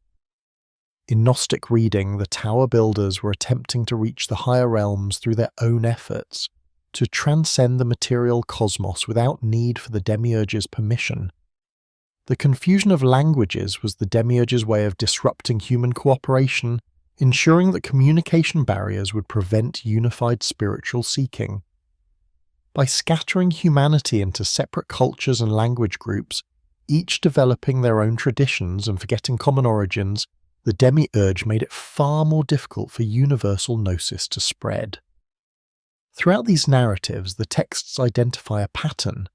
Whenever humans begin to exceed their intended limitations, whenever they threaten to remember too much or reach too far, the demiurge intervenes to reset the situation, sometimes through violence like the flood, sometimes through clever manipulation like the confusion of languages, always with the goal of maintaining ignorance and preventing liberation. But the pattern also showed the demiurge's ultimate failure. Despite repeated interventions, despite genocidal floods and linguistic scattering, despite the comprehensive system of archonic control, the divine spark within humanity could not be extinguished. It persisted, sometimes barely flickering, sometimes blazing forth in individuals who achieved gnosis, always carrying the potential to fully awaken. The demiurge could delay liberation but not prevent it. He could make the path difficult but could not block it completely. His power was real but limited, and his ignorance meant he could not truly comprehend or counteract the spiritual realities that existed beyond his reach. This set the stage for the central salvific event in Gnostic Christianity, the coming of Christ. Not Christ as conceived by Orthodox Christianity, but Christ as revealer and liberator, the supreme emissary from the Pleroma, sent to break the Archon system definitively and provide humanity with the gnosis necessary for escape. The Gnostic understanding of Christ differed fundamentally from Orthodox Christianity while maintaining that his coming was the pivotal event in cosmic and human history. Where Orthodox theology emphasized Christ's death as atoning sacrifice for sin, Gnostic texts emphasized his teaching as revelatory knowledge for awakening. Christ in Gnostic texts was not the Messiah prophesied by the Demiurge's prophets. He did not come to fulfill the Old Testament law or to establish the kingdom that Jewish tradition expected. Instead, he came from the Pleroma itself, an emissary sent by the highest divine powers to complete what the serpent had begun in Eden, the full awakening of humanity to its true nature and origin. The Apocryphon of John describes Christ's descent through the archonic spheres in terms that parallel the soul's descent at birth, but in reverse. Where souls descending to birth accumulated archonic bonds at each level, Christ descended without being contaminated or captured. He was, in a sense, a divine spark that penetrated into the material realm while remaining fully connected to the Pleroma, able to move through the archonic domains without being subject to them. Different Gnostic systems described Christ's nature differently. Some held a fully docetic view. Christ only appeared to have a material body, but was actually pure spirit throughout. The suffering and death on the cross were illusions, since spirit cannot truly suffer. Others proposed more complex arrangements. Perhaps Christ united with the human Jesus, baptism, and departed before the crucifixion, so the divine Christ never experienced death. Still others suggested that Christ had a special spiritual body, real but not material, capable of being perceived by humans while not being subject to material limitations. What unified these varying Christologies was the emphasis on Christ as bringer of knowledge rather than bearer of substitutionary punishment. The Gospel of Truth expresses this understanding. Jesus appeared, put on that book, was nailed to a tree, and published the Father's edict on the cross. The book is gnosis, truth, revelatory knowledge. The crucifixion becomes not primarily a sacrifice but a public proclamation, a teaching moment where the demiurge's violence against truth is exposed. Christ's teachings, in this view, were not mainly ethical instructions about how to behave, but metaphysical revelations about the nature of reality.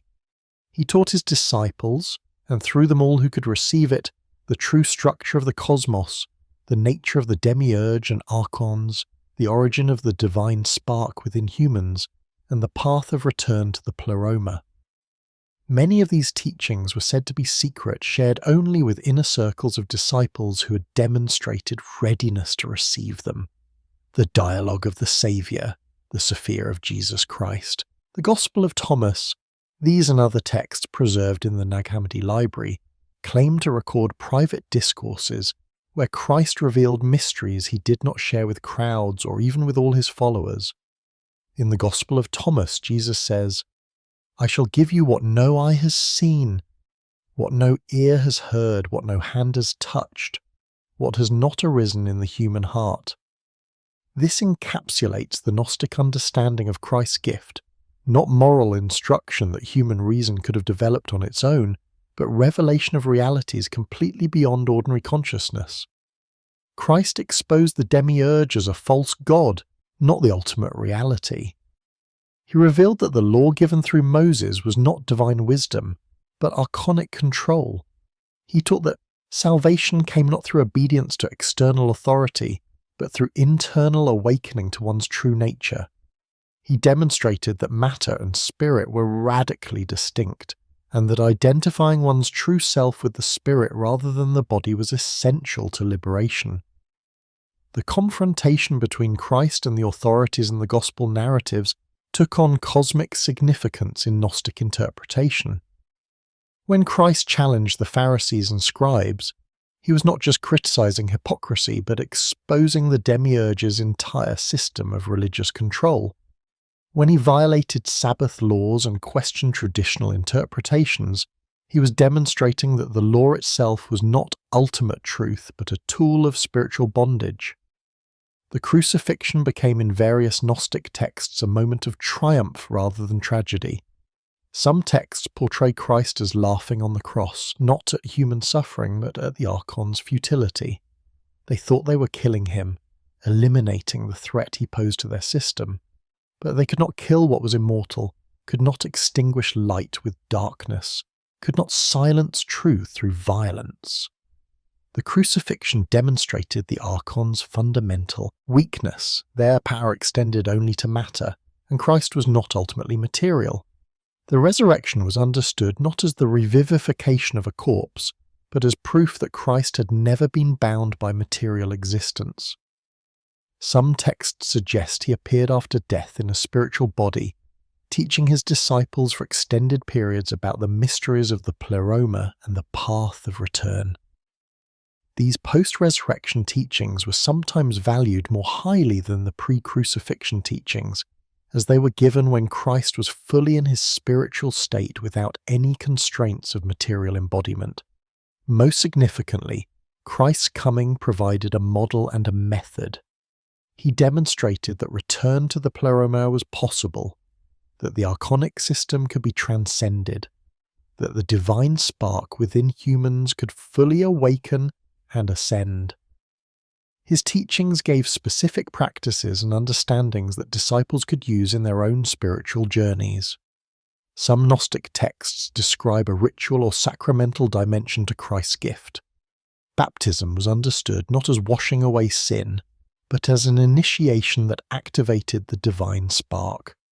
The Eucharist was not memorial of sacrifice, but mystical participation in spiritual reality.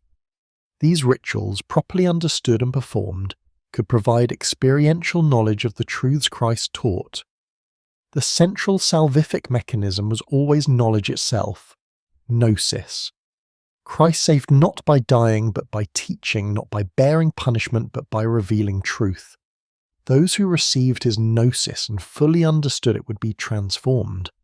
They would recognize themselves as divine sparks trapped in matter, would see through the demiurge's deceptions, would be able to navigate past the archonic spheres at death and return to their true home in the pleroma.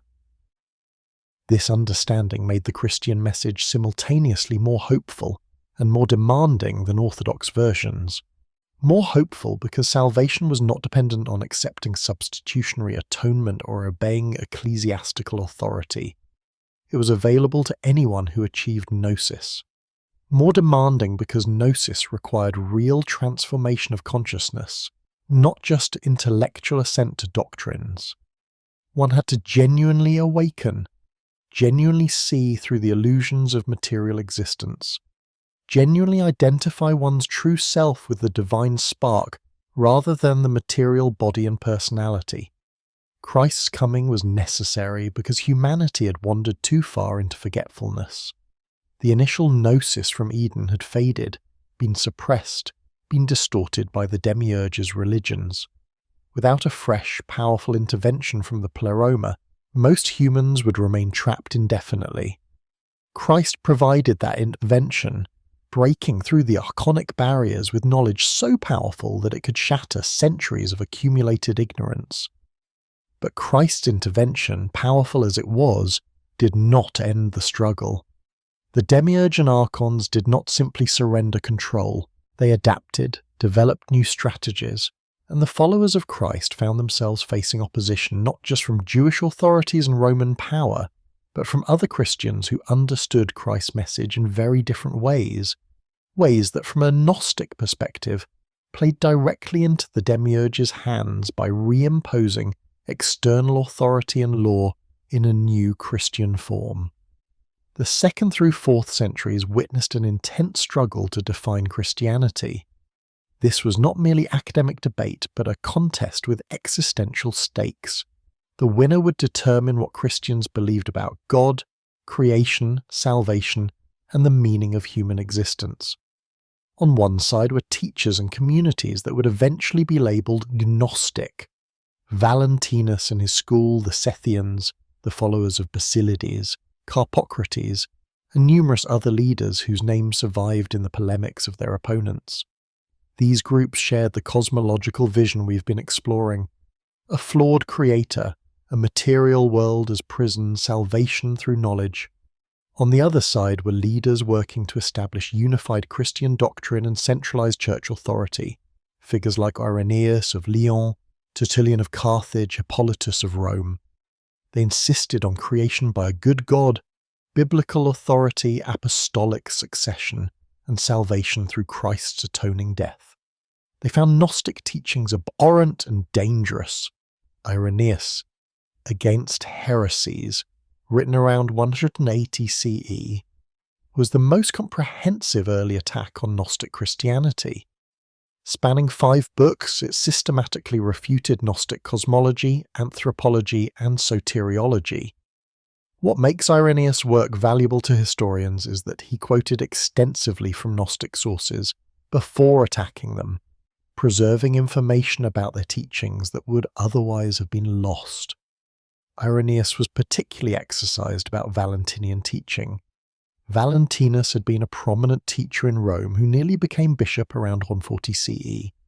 Had he won that position, the entire trajectory of Christianity might have been different. Instead, he was passed over, and eventually his teachings were declared heretical, but his influence was enormous. He developed a sophisticated Gnostic system that attracted educated converts throughout the Mediterranean world.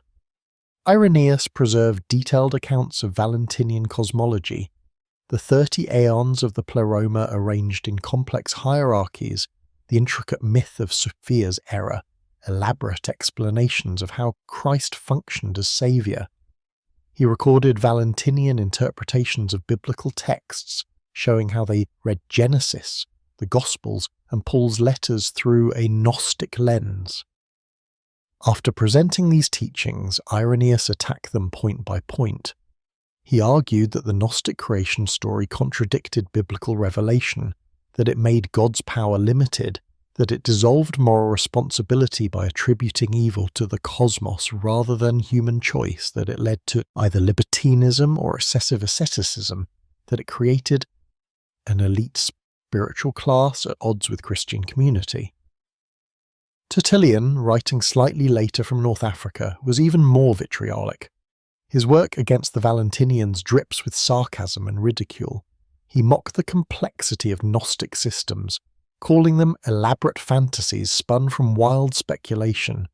He questioned how anyone could know such detailed information about pre-cosmic events. He argued that Gnostic teachers claimed authority based on secret traditions that could not be verified, while Orthodox Christianity rested on public apostolic testimony. Hippolytus's refutation of all heresies, written in the early 3rd century, took a different approach. He tried to show that Gnostic teachings were not Christian innovations but recycled pagan philosophy, that Valentinus had borrowed from Plato, Basilides from Aristotle, and so on. By portraying Gnosticism as essentially non-Christian, he hoped to delegitimize it in the eyes of believers who wanted to follow authentic Christian tradition. The debates were not purely intellectual, they involved questions of authority and community structure.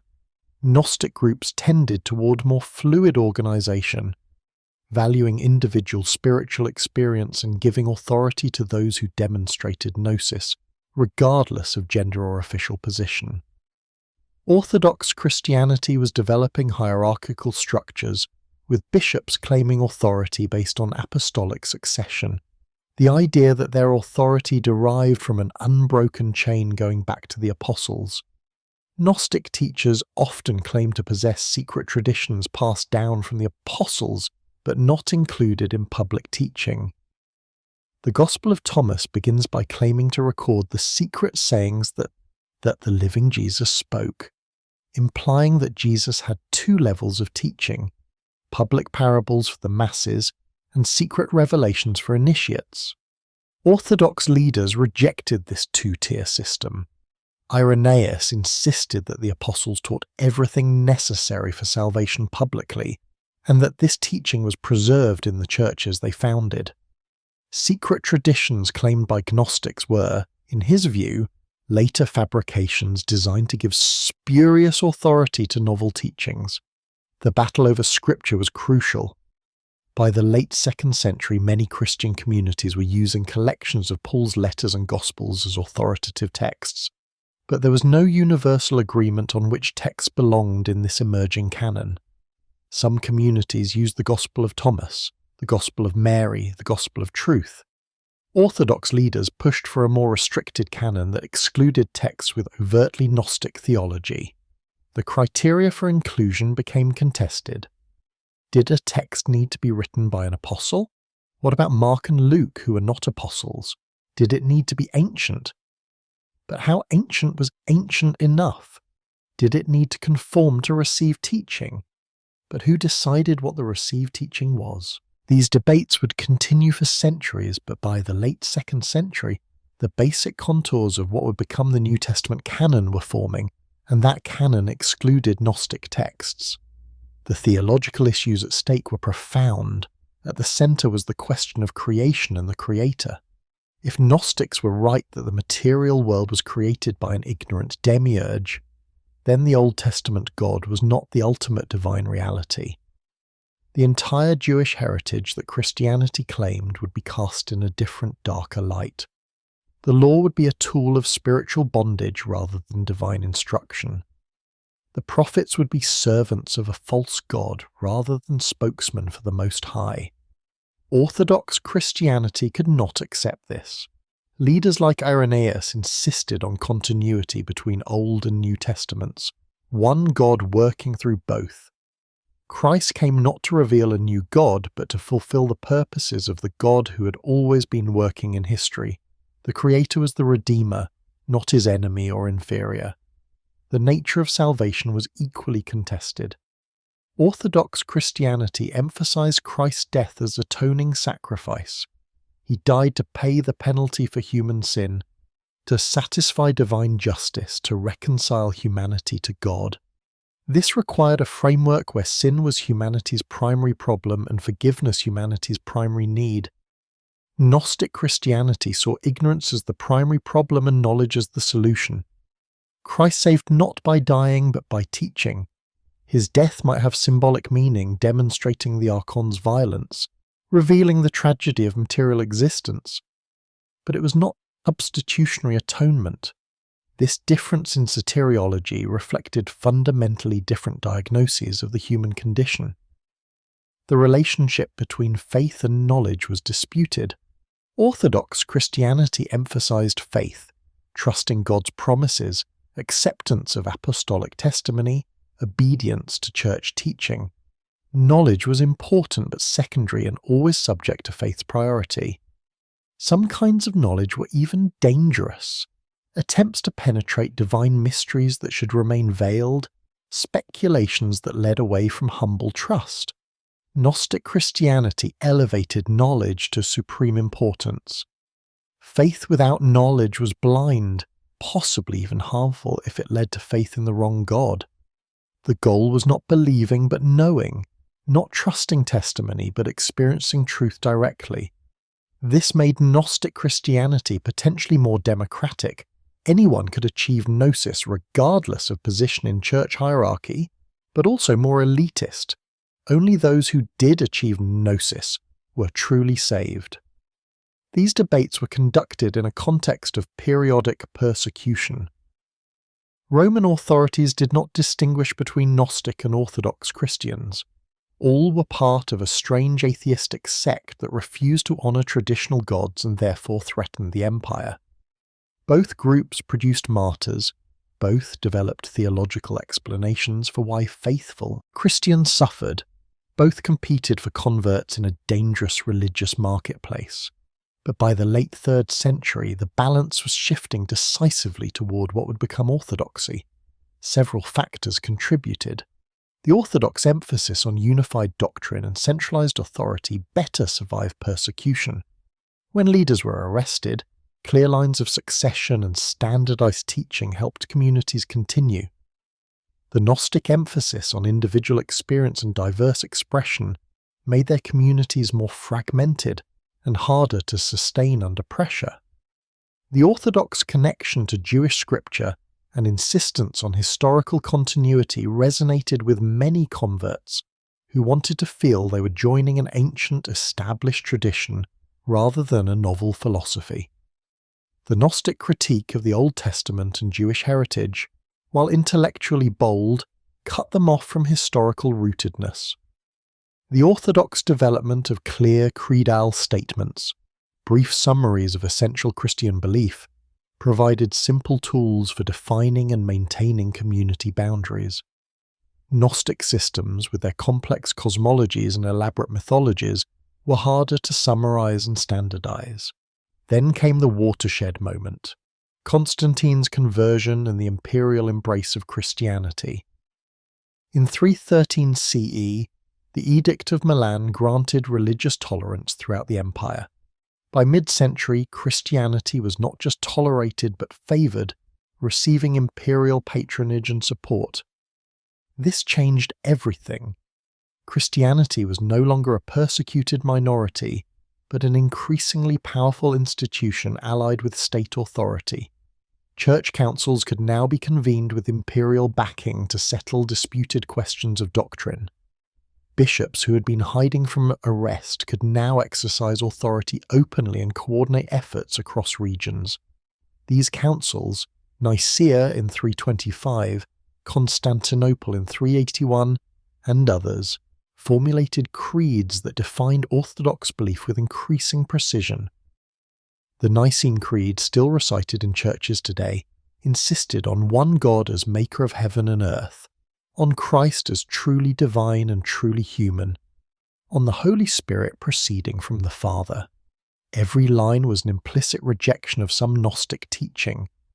Texts that did not conform to these standards were excluded from the biblical canon. Church libraries were instructed to remove them. Copying them became suspect.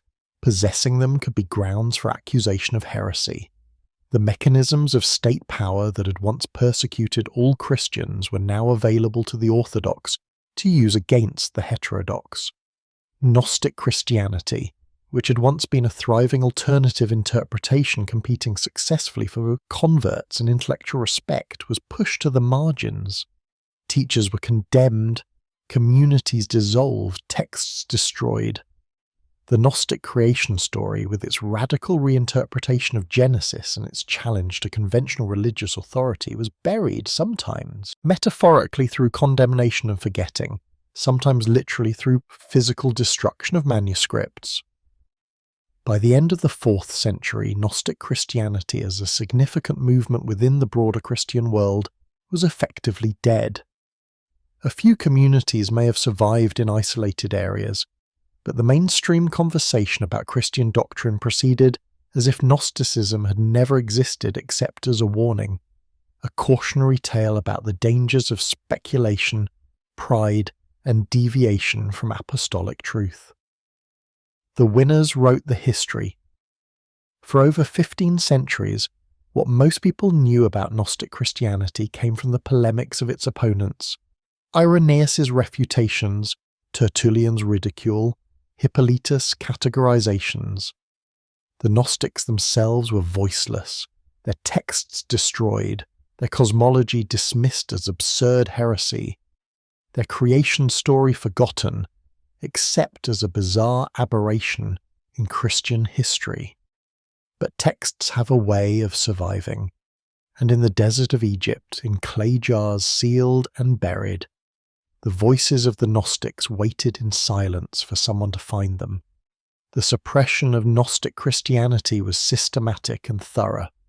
As Orthodox Christianity solidified its power in alliance with the Roman Empire, deviation from approved doctrine became not just theologically suspect but legally dangerous. Church councils didn't merely condemn heresies, they ordered the physical destruction of heretical texts. The process began gradually. 3rd century bishops instructed their communities to be wary of certain teachings and teachers.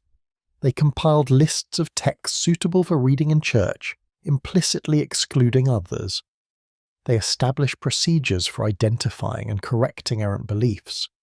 Much of this was persuasion and social pressure rather than coercion, the tools available to a marginalized, persecuted minority. But after Constantine, the Church had new tools.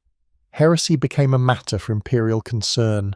Laws were passed forbidding heterodox assemblies, confiscating heterodox property, exiling heterodox teachers. What had been theological dispute became legal prosecution. A letter from Athanasius, Bishop of Alexandria, written in 37 CE, marks a decisive moment. In this festal letter, an annual communication to Egyptian churches, Athanasius listed the books that should be read as scripture and ordered that other books should be removed from churches. This is the earliest surviving document to list exactly the 27 books that would become the New Testament canon, excluding numerous texts that various communities have been using. For Egyptian Christianity, this meant the suppression of a rich tradition of texts that deviated from Alexandrian orthodoxy. Egypt had been a centre of diverse Christian expression, home to numerous theological schools and interpretive traditions. Now, a clear line was being drawn. These texts are acceptable, those are not. Churches were instructed to purge their libraries. What happened to the excluded texts? Most were destroyed. Manuscripts were burned, thrown into rivers, left to decay. Copying them ceased. Why invest the enormous time and expense of manuscript production on forbidden books? The chain of transmission was broken. Within a few generations, many texts existed in no copies anywhere. They were not just suppressed, but extinct. Yet some people, monks, scholars, believers in heterodox teachings, could not bear to destroy what they understood as sacred texts. They hid copies. They buried jars containing manuscripts, hoping perhaps that persecution would pass and the texts could be retrieved. They secreted individual codices in obscure locations behind walls and caves under floors. Most of these hidden texts were eventually found and destroyed. Occasional references in Orthodox polemics suggest that bishops received reports of discovered heretical manuscripts and ordered their destruction. The survival rate was probably far less than 1%. For every hidden manuscript that survived until modern discovery, 99 or more were found and burned in late antiquity or the medieval period. The suppression extended beyond texts to ideas. The Gnostic creation story, with its reinterpretation of Genesis and its claim that the biblical God was not the ultimate divine reality, became intellectually dangerous. Expressing such ideas could lead to excommunication, exile, or worse. Teachers who had once openly discussed Gnostic cosmology learned to be silent or face consequences. Memory was suppressed as effectively as manuscripts. Young Christians growing up in the 5th century would never hear the Gnostic creation story except as a bizarre heresy briefly mentioned in Orthodox teaching as a warning. They would not know that it had once been a sophisticated, widely held interpretation embraced by educated, sincere believers. They would not know about Valentinus nearly becoming Bishop of Rome, about Gnostic churches throughout the Mediterranean, about centuries of serious theological debate, Gnostic communities, deprived of texts, teachers, and public gathering spaces, either dissolved into orthodoxy or survived in increasingly isolated and secretive forms. Some may have continued underground for generations, passing teachings orally, meeting in hidden locations, maintaining practices they could no longer publicly defend. There are hints of such survival in unlikely places. Certain mystical traditions within medieval Christianity, despite official orthodoxy, preserved ideas that sound remarkably Gnostic. Suspicion of the material world, emphasis on direct experiential knowledge of God, critique of ecclesiastical authority, symbolic readings of Genesis that questioned literal interpretations. Whether these represent actual transmission of Gnostic ideas or independent rediscovery of similar insights is debated by scholars. The Cathars of medieval southern France held beliefs that bore striking resemblance to ancient Gnosticism. They believed the material world was created by an evil god, that the human spirit was trapped in matter, that salvation came through knowledge and asceticism. When the Catholic Church launched the Albigensian Crusade in the 13th century, resulting in systematic massacres and the destruction of Cathar communities, some scholars saw it as a final chapter of the suppression that had begun 1,000 years earlier. But whether or not there was direct continuity, the result was the same: the Gnostic creation story disappeared from Western consciousness. For over 1500 years, it was known only from fragments quoted in polemics, from vague references in Orthodox histories, from occasional manuscript discoveries that were quickly suppressed again. The forgetting was so complete that when modern scholars began to reconstruct what Gnostics had believed, they had to work largely from the attacks of opponents. It was like trying to understand a defendant's argument by reading only the prosecutor's closing statement. Possible to get some sense of the position, but filtered through hostile interpretation, stripped of nuance, caricatured for purposes of refutation. What was lost in this suppression was not just a collection of texts, but an entire way of understanding Christianity, an alternative vision of creation and salvation, a different answer to humanity's fundamental questions about suffering, purpose, and ultimate reality. The Gnostic creation story offered explanations and meanings that resonated with lived human experience in ways that Orthodox creation theology sometimes struggled to match. Questions that Gnostic cosmology addressed directly. Why does the world contain so much suffering if God is all-powerful and good? Why do humans feel alienated from the world around them? Why does the biblical God sometimes seem limited or morally problematic? These questions did not disappear when Gnostic answers were suppressed. They continued to trouble thoughtful believers, who now had to work within Orthodox frameworks that, whatever their virtues, had evolved partly in opposition to Gnostic solutions and therefore could not easily incorporate Gnostic insights. The suppression also eliminated what had been a more diverse and flexible early Christian culture. The 2nd and 3rd centuries, whatever their conflicts and disagreements, had been periods of remarkable theological creativity. Multiple communities explored different ways of understanding Christ, interpreting Scripture, organizing worship, and conceptualizing salvation. Some of this diversity survived in the distinctions between Catholic, Orthodox, and later Protestant traditions. But the suppression of Gnosticism narrowed the range of acceptable interpretation far more dramatically. Yet even as the Gnostic creation story was being forgotten in the West, its manuscripts lay sent in the Egyptian desert, buried in the late 4th or early 5th century, probably by monks from the nearby Pachomian monastery who could not destroy the text but could not safely keep them either. 12 codices containing 52 separate texts waited in clay jars in the cliffs above Nag Hammadi.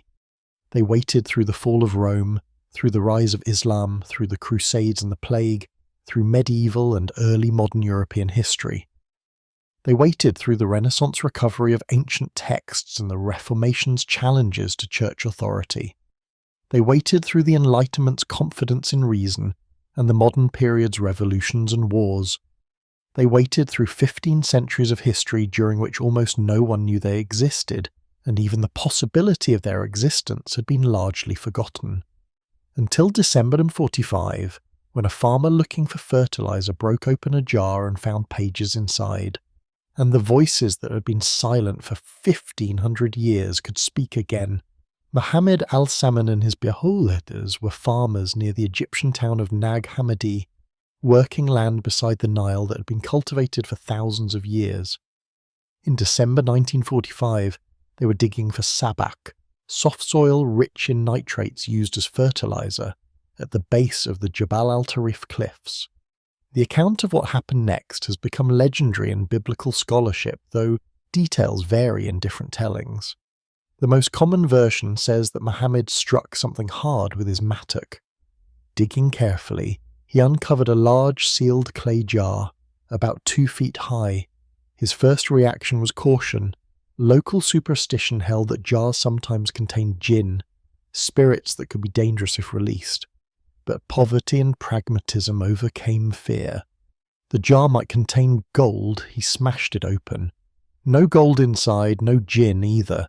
Just books, or rather codices, ancient manuscripts in the form of bound books rather than scrolls. There were 12 leather-bound volumes, some containing multiple separate texts. The pages were papyrus, the writing in Coptic, the late Egyptian language used by Egyptian Christians. Muhammad and his brothers apparently did not immediately recognize the value of what they had found. They took the codices home and left them near the oven, where Muhammad's mother reportedly burned some pages as kindling. But word of the discovery spread in the small community, and the books began to circulate. This was a turbulent time in Egypt. The country was still under British influence, though moving toward independence. Rural areas like the region around Nag Hammadi were governed more by local custom and family loyalty than by distant government authority. The Al-Samman family was involved in a blood feud, and shortly after the discovery, Muhammad and his brothers killed a man in revenge for their father's murder. In the chaos that followed, the codices were sold, traded, and scattered. Some volumes made their way to Cairo, where they came to the attention of antiquities dealers and scholars. The Coptic Museum acquired one complete codex and parts of others. Other portions were smuggled out of Egypt. One codex, acquired by a Belgian antiquities dealer, was offered for sale in the United States. A Dutch scholar named Gilles Quispel learned of its existence and arranged for the Jung Foundation in Zurich to purchase it as a gift for the psychologist Carl Jung's 80th birthday. It became known as the Jung Codex. When Quispel travelled to Egypt in 1955 to study photographs of the other texts, he quickly realised the magnitude of the discovery. These were not just any early Christian manuscripts, they were Gnostic texts, and not just fragments or quotations preserved in orthodox polemics, but complete works presenting Gnostic theology in its own voice. The first text Quispel examined in the Jung Codex was titled The Gospel of Truth. It began, "The Gospel of Truth is joy for those who have received from the Father of Truth the grace of knowing Him." Here was a Gnostic gospel, possibly the one composed by Valentinus himself in the 2nd century. A text known only by title from references in Irenaeus' Refutation. As scholars gained access to the other codices and began the painstaking work of translation, the extent of the discovery became clear. The 13 codices contained 52 separate texts. Some were previously known only by title or through hostile summaries: the Apocryphon of John, the Gospel of Thomas, the Gospel of Philip. Others were entirely unknown: the Thunder, Perfect Mind, the Tripartite Tractate, the Testimony of Truth. Many texts presented Gnostic creation mythology with unprecedented detail, and from Gnostic perspectives rather than filtered through orthodox condemnation. The Apocryphon of John contained a comprehensive account of the Gnostic cosmology from the Pleroma through Sophia's fall, the birth of Yaldabaoth, the creation of the material world, the fashioning of Adam and Eve, the liberation in Eden, and the ongoing struggle between archonic forces and divine revelation. The hypostasis of the archons retold the Genesis narrative from the first chapter through the early patriarchs, but entirely from the Gnostic perspective, with the demiurge as ignorant creator, Sophia's intervention in Adam's creation, Eve as liberator, the serpent as instructor, and the flood as the demiurge's genocidal rage. The Gospel of Thomas, while not presenting creation mythology directly, recorded 114 sayings attributed to Jesus that reflected Gnostic theology throughout. If your leaders say to you, "Look, the kingdom is in the sky," then the birds of the sky will precede you. If they say to you, "It is in the sea," then the fish will precede you. Rather, the kingdom is within you and it is outside you. Scholars' initial reactions combined disbelief with excitement. For generations, they had tried to reconstruct Gnostic thought from fragments and refutations. Now they had primary sources, Gnostics speaking for themselves. It was as if archaeologists who had studied Troy only through Homer suddenly discovered the actual city with all its buildings and artifacts intact. The texts required careful scholarly work. The Coptic language in which they were written was a late form of Egyptian, using the Greek alphabet, and while scholars could read Coptic, many phrases and concepts in the Gnostic texts were obscure. The manuscripts themselves had suffered damage. Pages were fragmentary, text was missing, scribal errors needed correction. dating the texts was complex. The codices themselves were from the 4th century, but they were copies of earlier texts, and determining when those original compositions were written required detailed textual and historical analysis. Initial publication proceeded slowly. Political instability in Egypt, conflicts over scholarly access, the complexity of the material, disagreements about translation methodology, all delayed comprehensive publication. It was not until 1977 that a full English translation of all the Nag Hammadi texts became available to scholars and the public. But as translations circulated and studies proliferated, the significance of the discovery became undeniable. The Nag Hammadi library revolutionized understanding of early Christianity. Scholars could no longer simply dismiss Gnosticism as bizarre heresy. Here were sophisticated texts presenting a coherent, theologically curious alternative vision of creation, humanity, and salvation. The Gnostic creation story, suppressed, forgotten, known only through hostile fragments, was suddenly available in remarkable detail.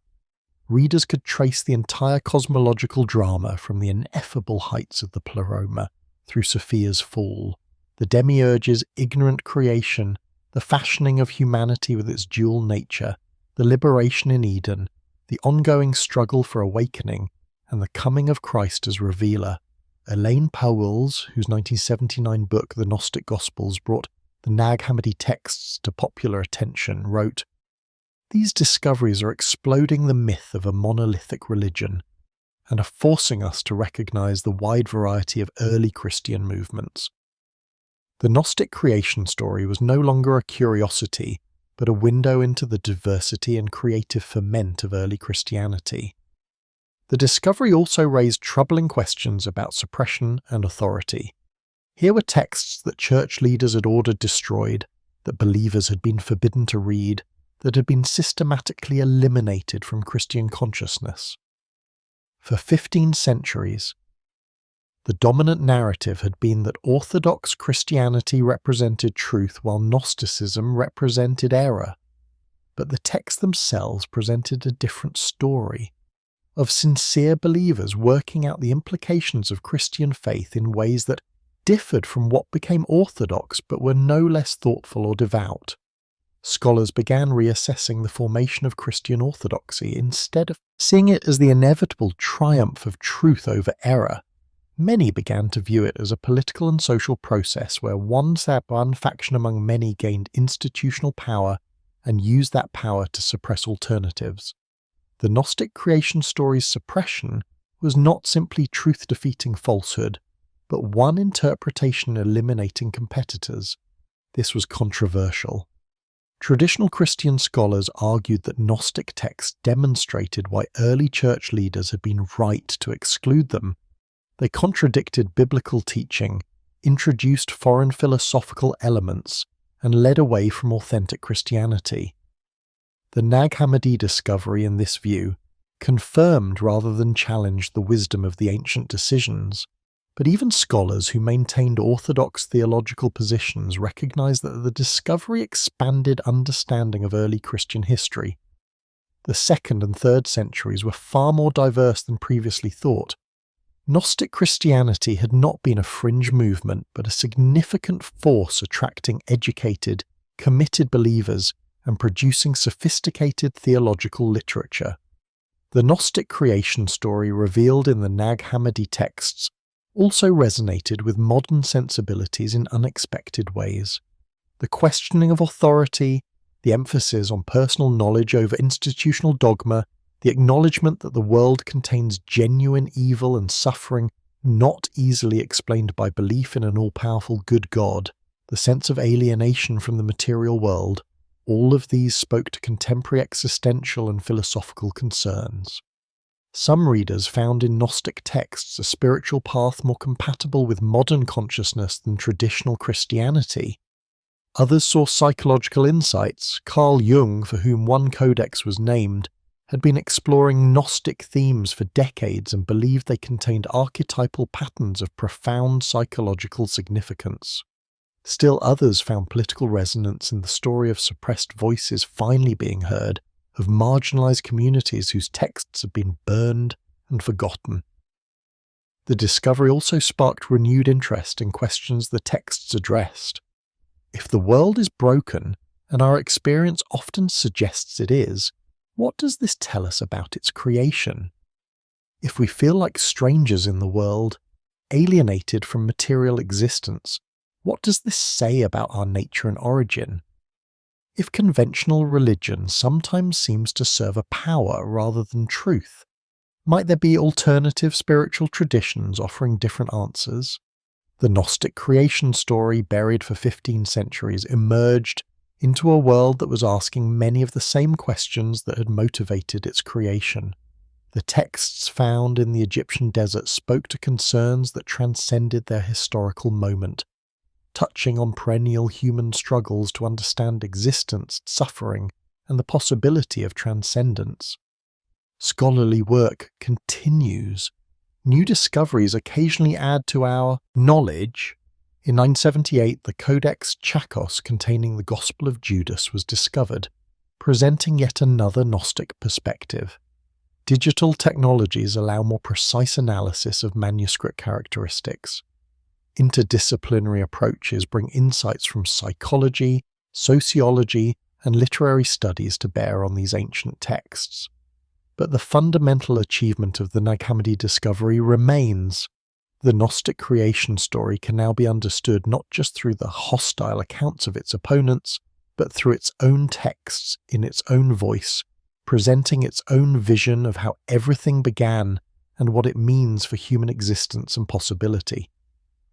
When scholars gained access to the Nag Hammadi library, their first task was establishing what the text actually contained.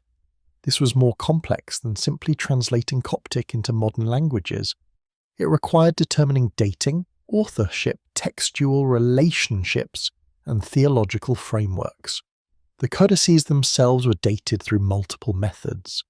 The leather bindings contained recycled papyrus used as stiffening, including documentary texts, letters, contracts, receipts that could be dated precisely. These documents came from the mid-4th century, establishing that the codices were manufactured sometime around 350 to 400 CE. The papyrus of the texts themselves was consistent with this dating. But the codices were copies. The text they contained had been composed earlier, but how much earlier?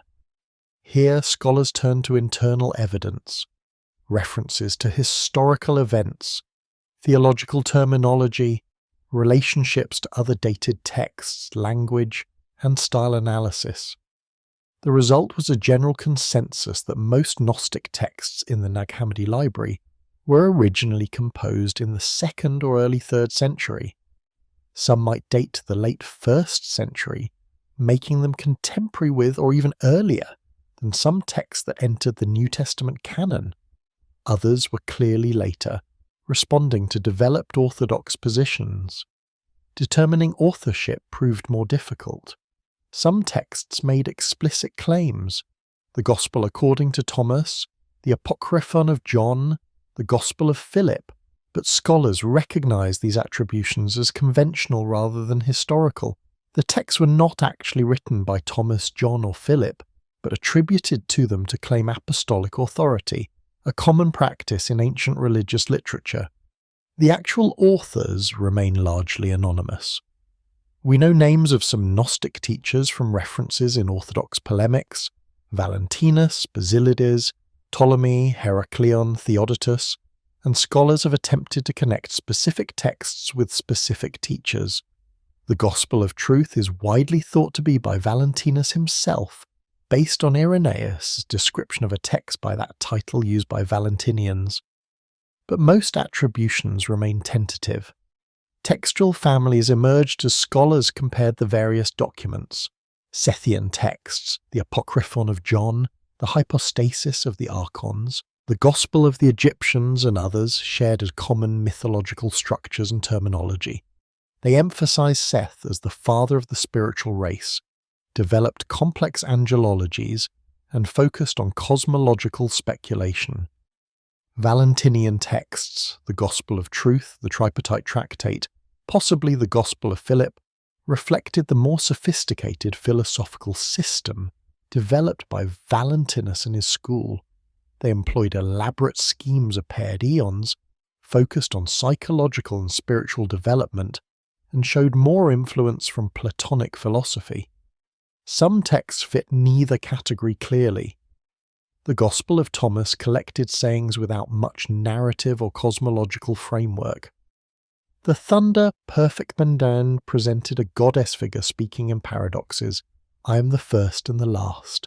I am the honoured one and the scorned one. I am the whore and the holy one. Scholars continue to debate how to classify such texts. One crucial scholarly insight was recognizing the diversity within Gnosticism itself. Early 20th century scholars sometimes wrote of the Gnostic myth as if there were a single unified system. The Nag Hammadi texts revealed significant variations.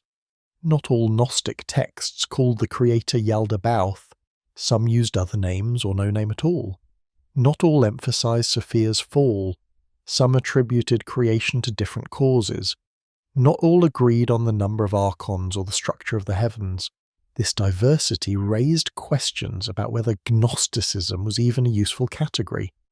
Some scholars proposed abandoning the term, instead referring to specific groups, Sethians, Valentinians, Basilidians, without claiming they formed a unified movement.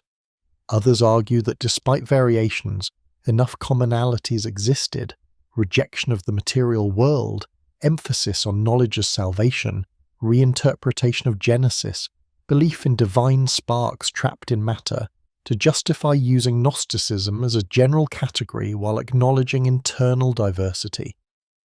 Bentley Leighton's work in the 1980s and 90s established careful categories and subcategories, distinguishing classic Gnostic texts, mainly Sethian, from New Testament-related texts, including the Gospel of Thomas, from Valentinian texts, while recognizing that these categories had fuzzy boundaries and some texts defied classification. Birger Pearson's studies emphasize the Jewish roots of Gnosticism, arguing that Sethian Gnosticism in particular emerged from Jewish esoteric speculation that became radicalized through contact with Christianity. The Gnostic reinterpretation of Genesis was not simply Christian heresy, but a development from within Jewish mystical traditions that found the Genesis creation narrative deeply troubling. Karen King challenged the use of Gnosticism as if it were an ancient self-designation, showing that it was largely a polemical category invented by heresiologists. Ancient groups that scholars call Gnostic did not generally call themselves that. It was a label applied by opponents. This didn't mean the category was useless, but it required care in application. Elaine Pagels explored the social and political dimensions of Gnostic-Orthodox conflict. Her work showed how theological differences often mapped onto disagreements about church structure, authority, and gender roles. Gnostic emphasis on direct personal knowledge threatened hierarchical authority.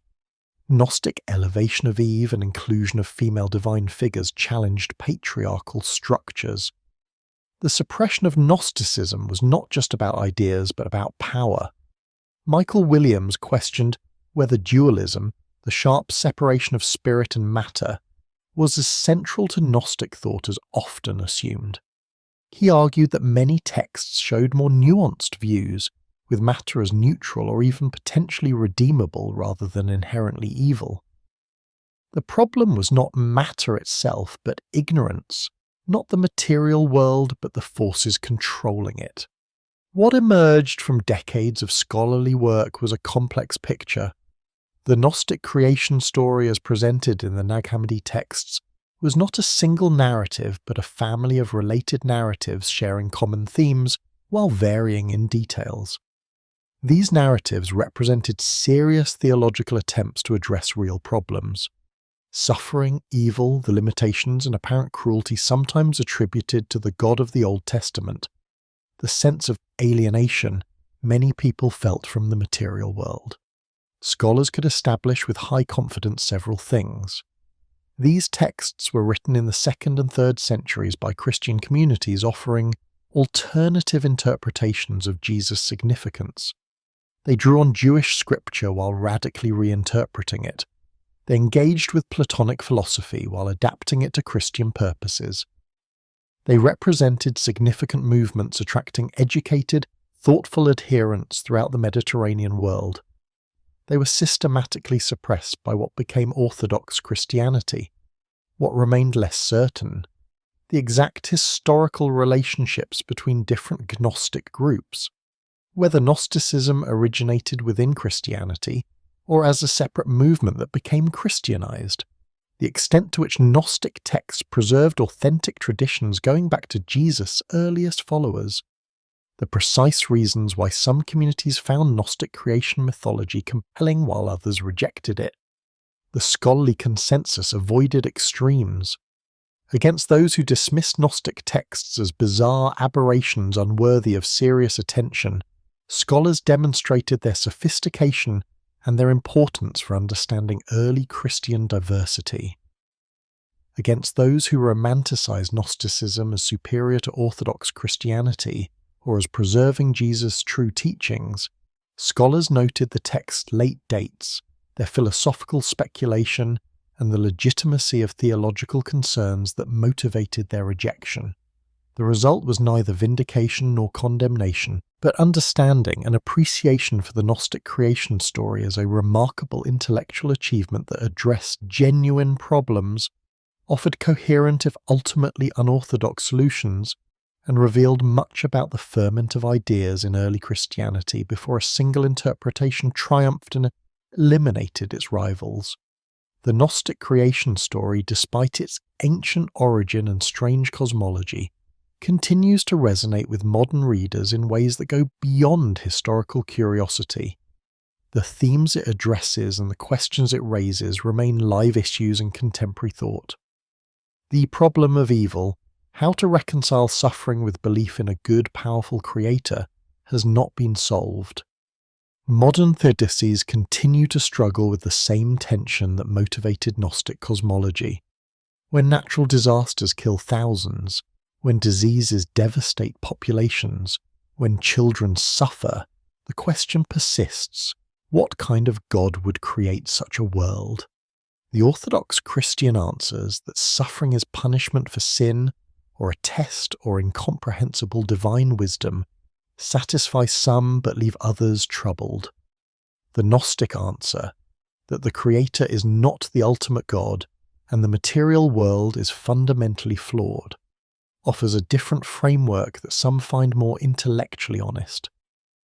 The sense of alienation from the material world that characterized Gnostic thought speaks to modern existential experience. Many people feel they don't quite belong in the world, that something is fundamentally wrong with existence as we experience it. Consumer culture's promises of satisfaction through material acquisition consistently fail to deliver. Environmental destruction reveals the destructive potential of human relationship with matter.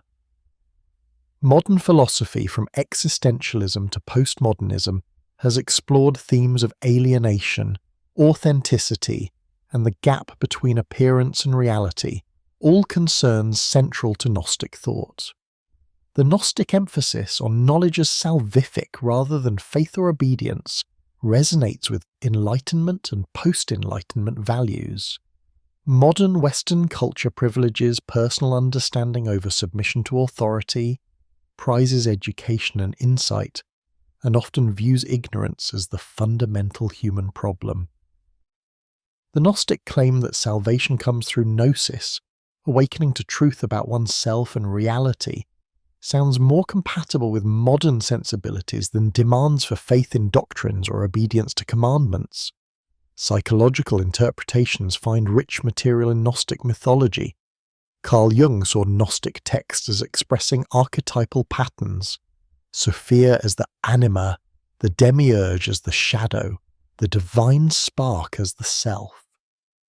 The Gnostic journey from ignorance to gnosis paralleled the psychological process of individuation, becoming conscious of unconscious contents, integrating split-off aspects of psyche, achieving wholeness. Contemporary Jungian analysts continue to explore Gnostic texts as maps of psychological development. The Gnostic critique of false authority speaks to modern concerns about institutions claiming power without legitimate basis. The demiurge demanding worship despite being an ignorant usurper can be read as metaphor for illegitimate political, religious, or social authorities. The Gnostic insistence on questioning rather than blindly accepting echoes Enlightenment critiques of tradition and contemporary skepticism toward institutions. Feminist scholars have found in Gnostic texts resources for challenging patriarchal religious structures. The elevation of Sophia as divine feminine, the portrayal of Eve as liberator rather than temptress, the evidence of women serving as teachers and leaders in Gnostic communities, all of this provides historical precedent for egalitarian interpretations of Christianity. While Gnostic texts contain problematic passages too, they offer alternatives to the exclusively masculine divine imagery and the restrictions on women's roles that characterized Orthodox Christianity. The Gnostic story of suppression itself resonates politically. Here was an alternative vision, a different way of understanding existence and divinity that was systematically eliminated by those in power. The burning of Gnostic texts and persecution of Gnostic communities becomes an example of how dominant powers silence dissent, erase alternative perspectives, and enforce uniformity. The rediscovery of these typo texts represents the recovery of suppressed voices, a theme relevant to many contemporary movements seeking to recover marginalized histories and perspectives. The Gnostic cosmology offers an explanation for why reality often seems resistant to human flourishing, why systems feel rigged against consciousness and freedom, why institutions claiming to serve good often perpetuate harm. If the world is governed by archonic forces invested in maintaining ignorance and control, then the difficulties faced by those seeking truth and liberation make sense. The struggle is not against personal moral failing primarily, but against cosmic systems of oppression.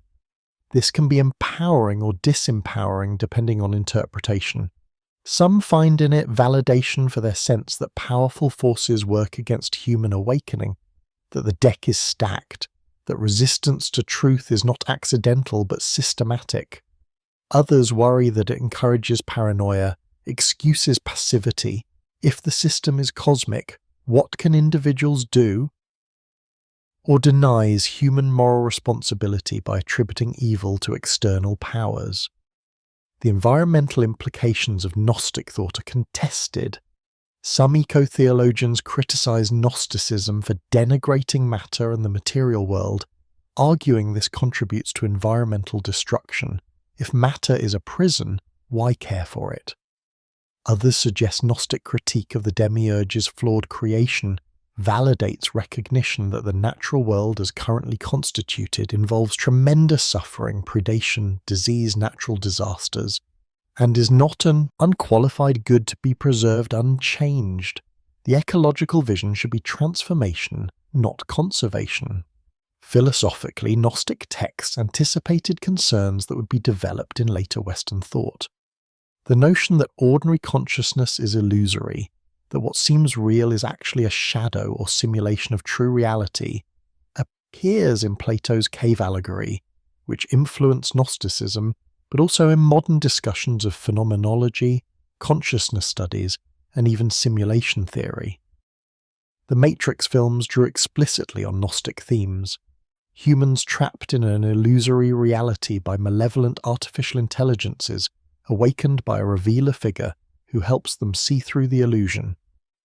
The Gnostic insistence on the radical difference between the ultimate divine reality and the creator of the material world challenges classical theism's claims about divine simplicity and unity.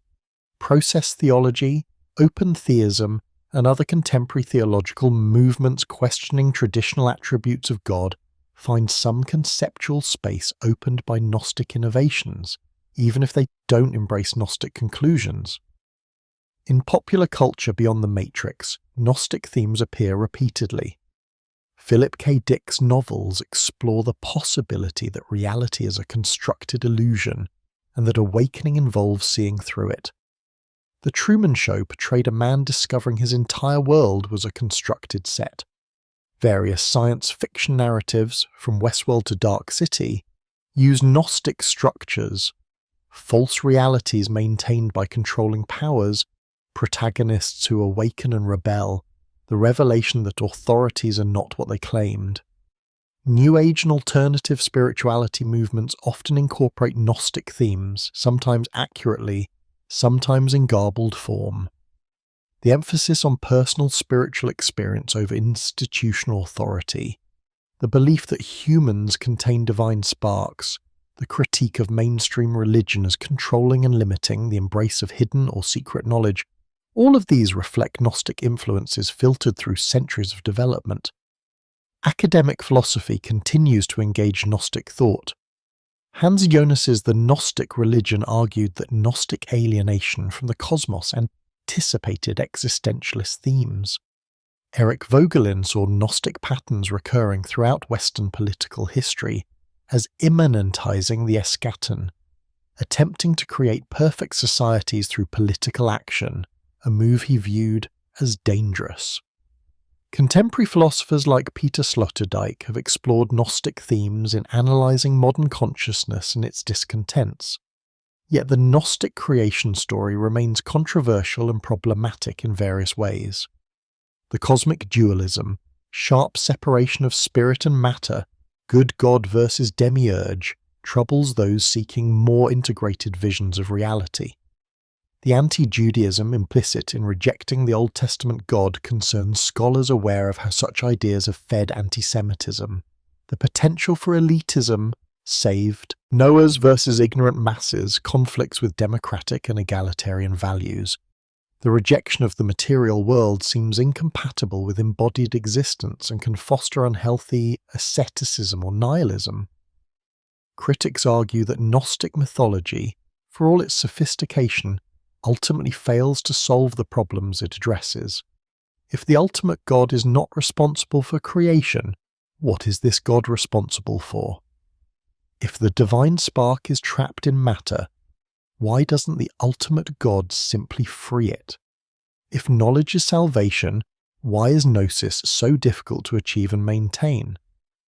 The Gnostic story may relocate problems rather than solving them. Yet defenders note that the Gnostic approach has the virtue of taking suffering seriously rather than explaining it away. It acknowledges that the world contains genuine evil, not just absence of good.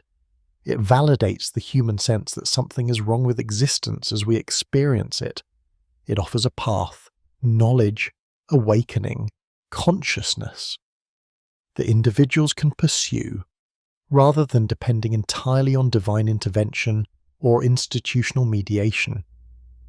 The continuing resonance of the Gnostic creation story perhaps suggests that it addresses perennial features of human experience.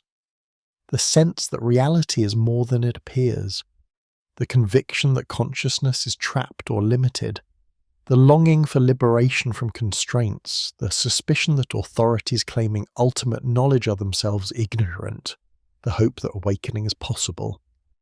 These themes transcend particular cultural moments because they touch on fundamental aspects of what it means to be human, embodied yet self-aware, finite yet able to conceive infinity, bound to matter yet capable of transcendence. Return with me to the farmer in the Egyptian desert in 1945. Muhammad al-Salman, digging for fertilizer, strikes a jar. Inside are books that have been silent for 15 centuries, waiting in darkness for someone to bring them back to light. There is poetry in this image.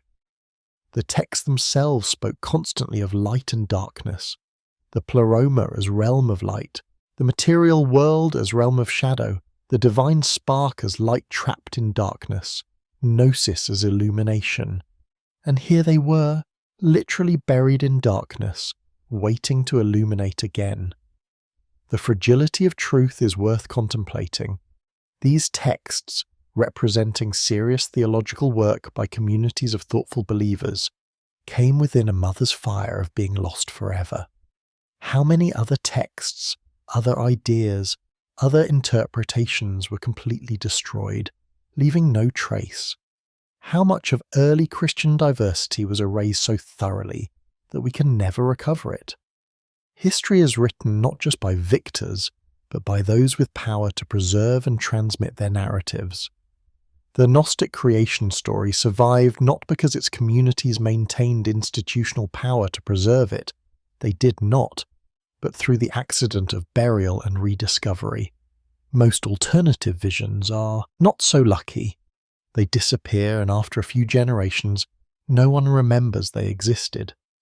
Yet the rediscovery also suggests the resilience of ideas. Truth, or at least perspectives on truth, have a way of surviving even systematic attempts at suppression. The medieval church's control of literacy and learning could not prevent the Reformation. Modern totalitarian states' control of information could not prevent underground literature. The orthodox oppression of Gnostic texts succeeded for 15 centuries, but ultimately failed. The voices speak again. The Gnostic creation story serves as mirror for the human condition, not because its cosmology is literally true, but because it reflects existential realities many humans recognize. We inhabit a world that contains beauty and horror, order and chaos, meaning and meaninglessness. We are conscious beings aware of our own mortality, capable of conceiving perfection while experiencing limitation. We sense that something is wrong with existence as we find it, yet we do not know how to fix it or escape it. The Gnostic answer, that we carry divine sparks from a higher realm, trapped in a flawed material creation, capable of awakening to our true nature and returning home, addresses these experiences by giving them narrative form and cosmic significance. Whether one accepts the mythology literally, reads it as psychological metaphor, or rejects it as misguided speculation, it represents a serious attempt to make sense of human experience. At its core, the Gnostic creation story is about knowledge and ignorance, freedom and bondage, remembering and forgetting. It suggests that humanity's fundamental problem is not moral failing, but spiritual amnesia. We have forgotten who we really are, where we came from, what we are capable of becoming. The solutions it proposes involve awakening, seeing through illusions, recognizing the divine within. These themes are not unique to Gnosticism. The Buddha taught that enlightenment comes through awakening from illusion. Plato's cave allegory portrayed humans as prisoners mistaking shadows for reality until someone escapes and sees the sun. Modern existentialists spoke of authentic existence versus bad faith. The specific formulations differ, but the underlying concern that humans live in ignorance of their true nature and possibility recurs across traditions and epochs. The question the Gnostic creation story poses, where did we come from, is also the question, who are we and what might we become? If we are merely material beings, products of blind evolutionary processes in a meaningless universe, then our possibilities are circumscribed by biological and physical constraints. But if we contain something more, divine sparks, transcendent consciousness, connections to realities beyond matter, then our potential expands dramatically. The Gnostic insistence on the broken nature of the world resonates because the world often is broken from our perspective. Systems fail, bodies decay. Consciousness emerges only to be extinguished by death. Injustice persists. Suffering seems random. The promise of meaning and purpose often goes unfulfilled. We are told we live in a good creation by a good God, yet our experience frequently contradicts this claim. The Gnostic response, that creation is not good because the Creator is not the ultimate God, offers explanation and strangely hope. Explanation because it accounts for what we observe without making excuses. Hope because if this flawed world is not ultimate reality, if there is a higher realm of perfection, if we carry within ourselves connections to that realm, then transcendence remains possible. We are not condemned to accept the world as it is. We can seek liberation. Whether this hope is justified depends on the truth of the cosmology supporting it. If the Gnostic creation story is fantasy, elaborate mythology with no correspondence to reality, then the hope it offers is false comfort. But if there is truth in it, even metaphorical or psychological truth, then it points toward possibilities that more conventional religious and philosophical systems might overlook. The discovery at Nag Hammadi and the scholarship it generated have given us access to an alternative vision of creation that was nearly lost. We can read the Gnostic texts, contemplate their claims, assess their arguments, and decide for ourselves whether they illuminate or obscure truth.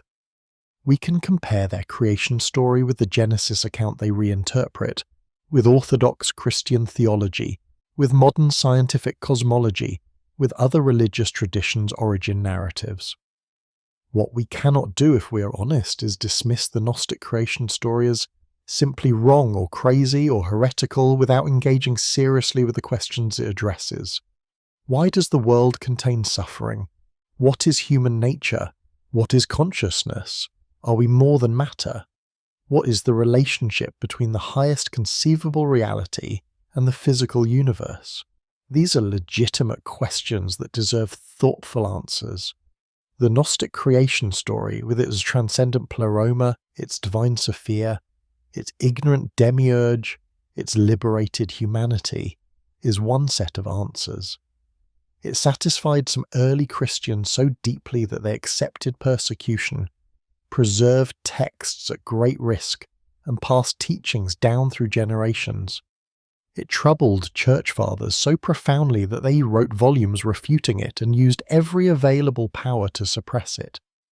Now, centuries after suppression, the texts speak again. The story that begins with a farmer finding a jar in the desert circles back to its beginning, to the question of origins, to the mystery of where we came from and what it means for where we might go. The Gnostic creation story does not demand acceptance, but it does demand attention. It represents a path not taken in Christian history, an alternative that might have become dominant if circumstances had been slightly different. Standing at the end of this exploration, we can appreciate the audacity of the Gnostic vision. To look at the Genesis story known to all, revered by millions, considered sacred revelation, and to say, "No, you have misunderstood. Let me tell you what really happened." To challenge not a minor religious claim, but the foundation story of Western tradition. To insist that the Creator God is not the ultimate reality. To claim that eating the forbidden fruit was liberation, not fall. To proclaim that knowledge, not faith, saves. Whether this audacity was wisdom or hubris, insight or delusion, depends on questions we each must answer for ourselves. But the recovery of the Gnostic creation story gives us the opportunity to ask these questions with access to perspectives that were unavailable for 15 centuries. We can hear the Gnostics speak in their own voice, present their own case, tell their version of how everything began. In the Egyptian desert in the cliffs above Nag Hammadi, a farmer broke open a jar and sunlight fell on pages. The Gnostics believed that gnosis, knowledge, was itself a kind of light, illuminating reality, awakening consciousness, liberating the divine spark. For 15 centuries their texts lay in darkness. Now they are in light again. The question each reader must answer is whether that light illuminates truth or casts shadows, whether it reveals reality or creates beautiful illusion, whether the Gnostic creation story points toward liberation or leads down a false path. But at least we can ask the question, can examine the texts, can consider the possibilities. In a world that still contains suffering, still poses questions about meaning and origin, still leaves many feeling like strangers in a strange land, the Gnostic creation story offers one possible framework for understanding. It reminds us that humanity's oldest question where did we come from, remains intimately connected to the question that shapes our lives: who can we become? The Gnostics answered, we are divine sparks, trapped in matter, capable of awakening to our true nature and returning to the realm of light. Whether we embrace, reject, or reinterpret this answer, the questions that motivated it remain as urgent as when these texts were first written 2,000 years ago, as relevant as when they were buried 1,500 years ago, as compelling as when they were rediscovered 75 years ago. The jar is open, the light falls on the pages, the ancient voices speak, and the search for understanding continues.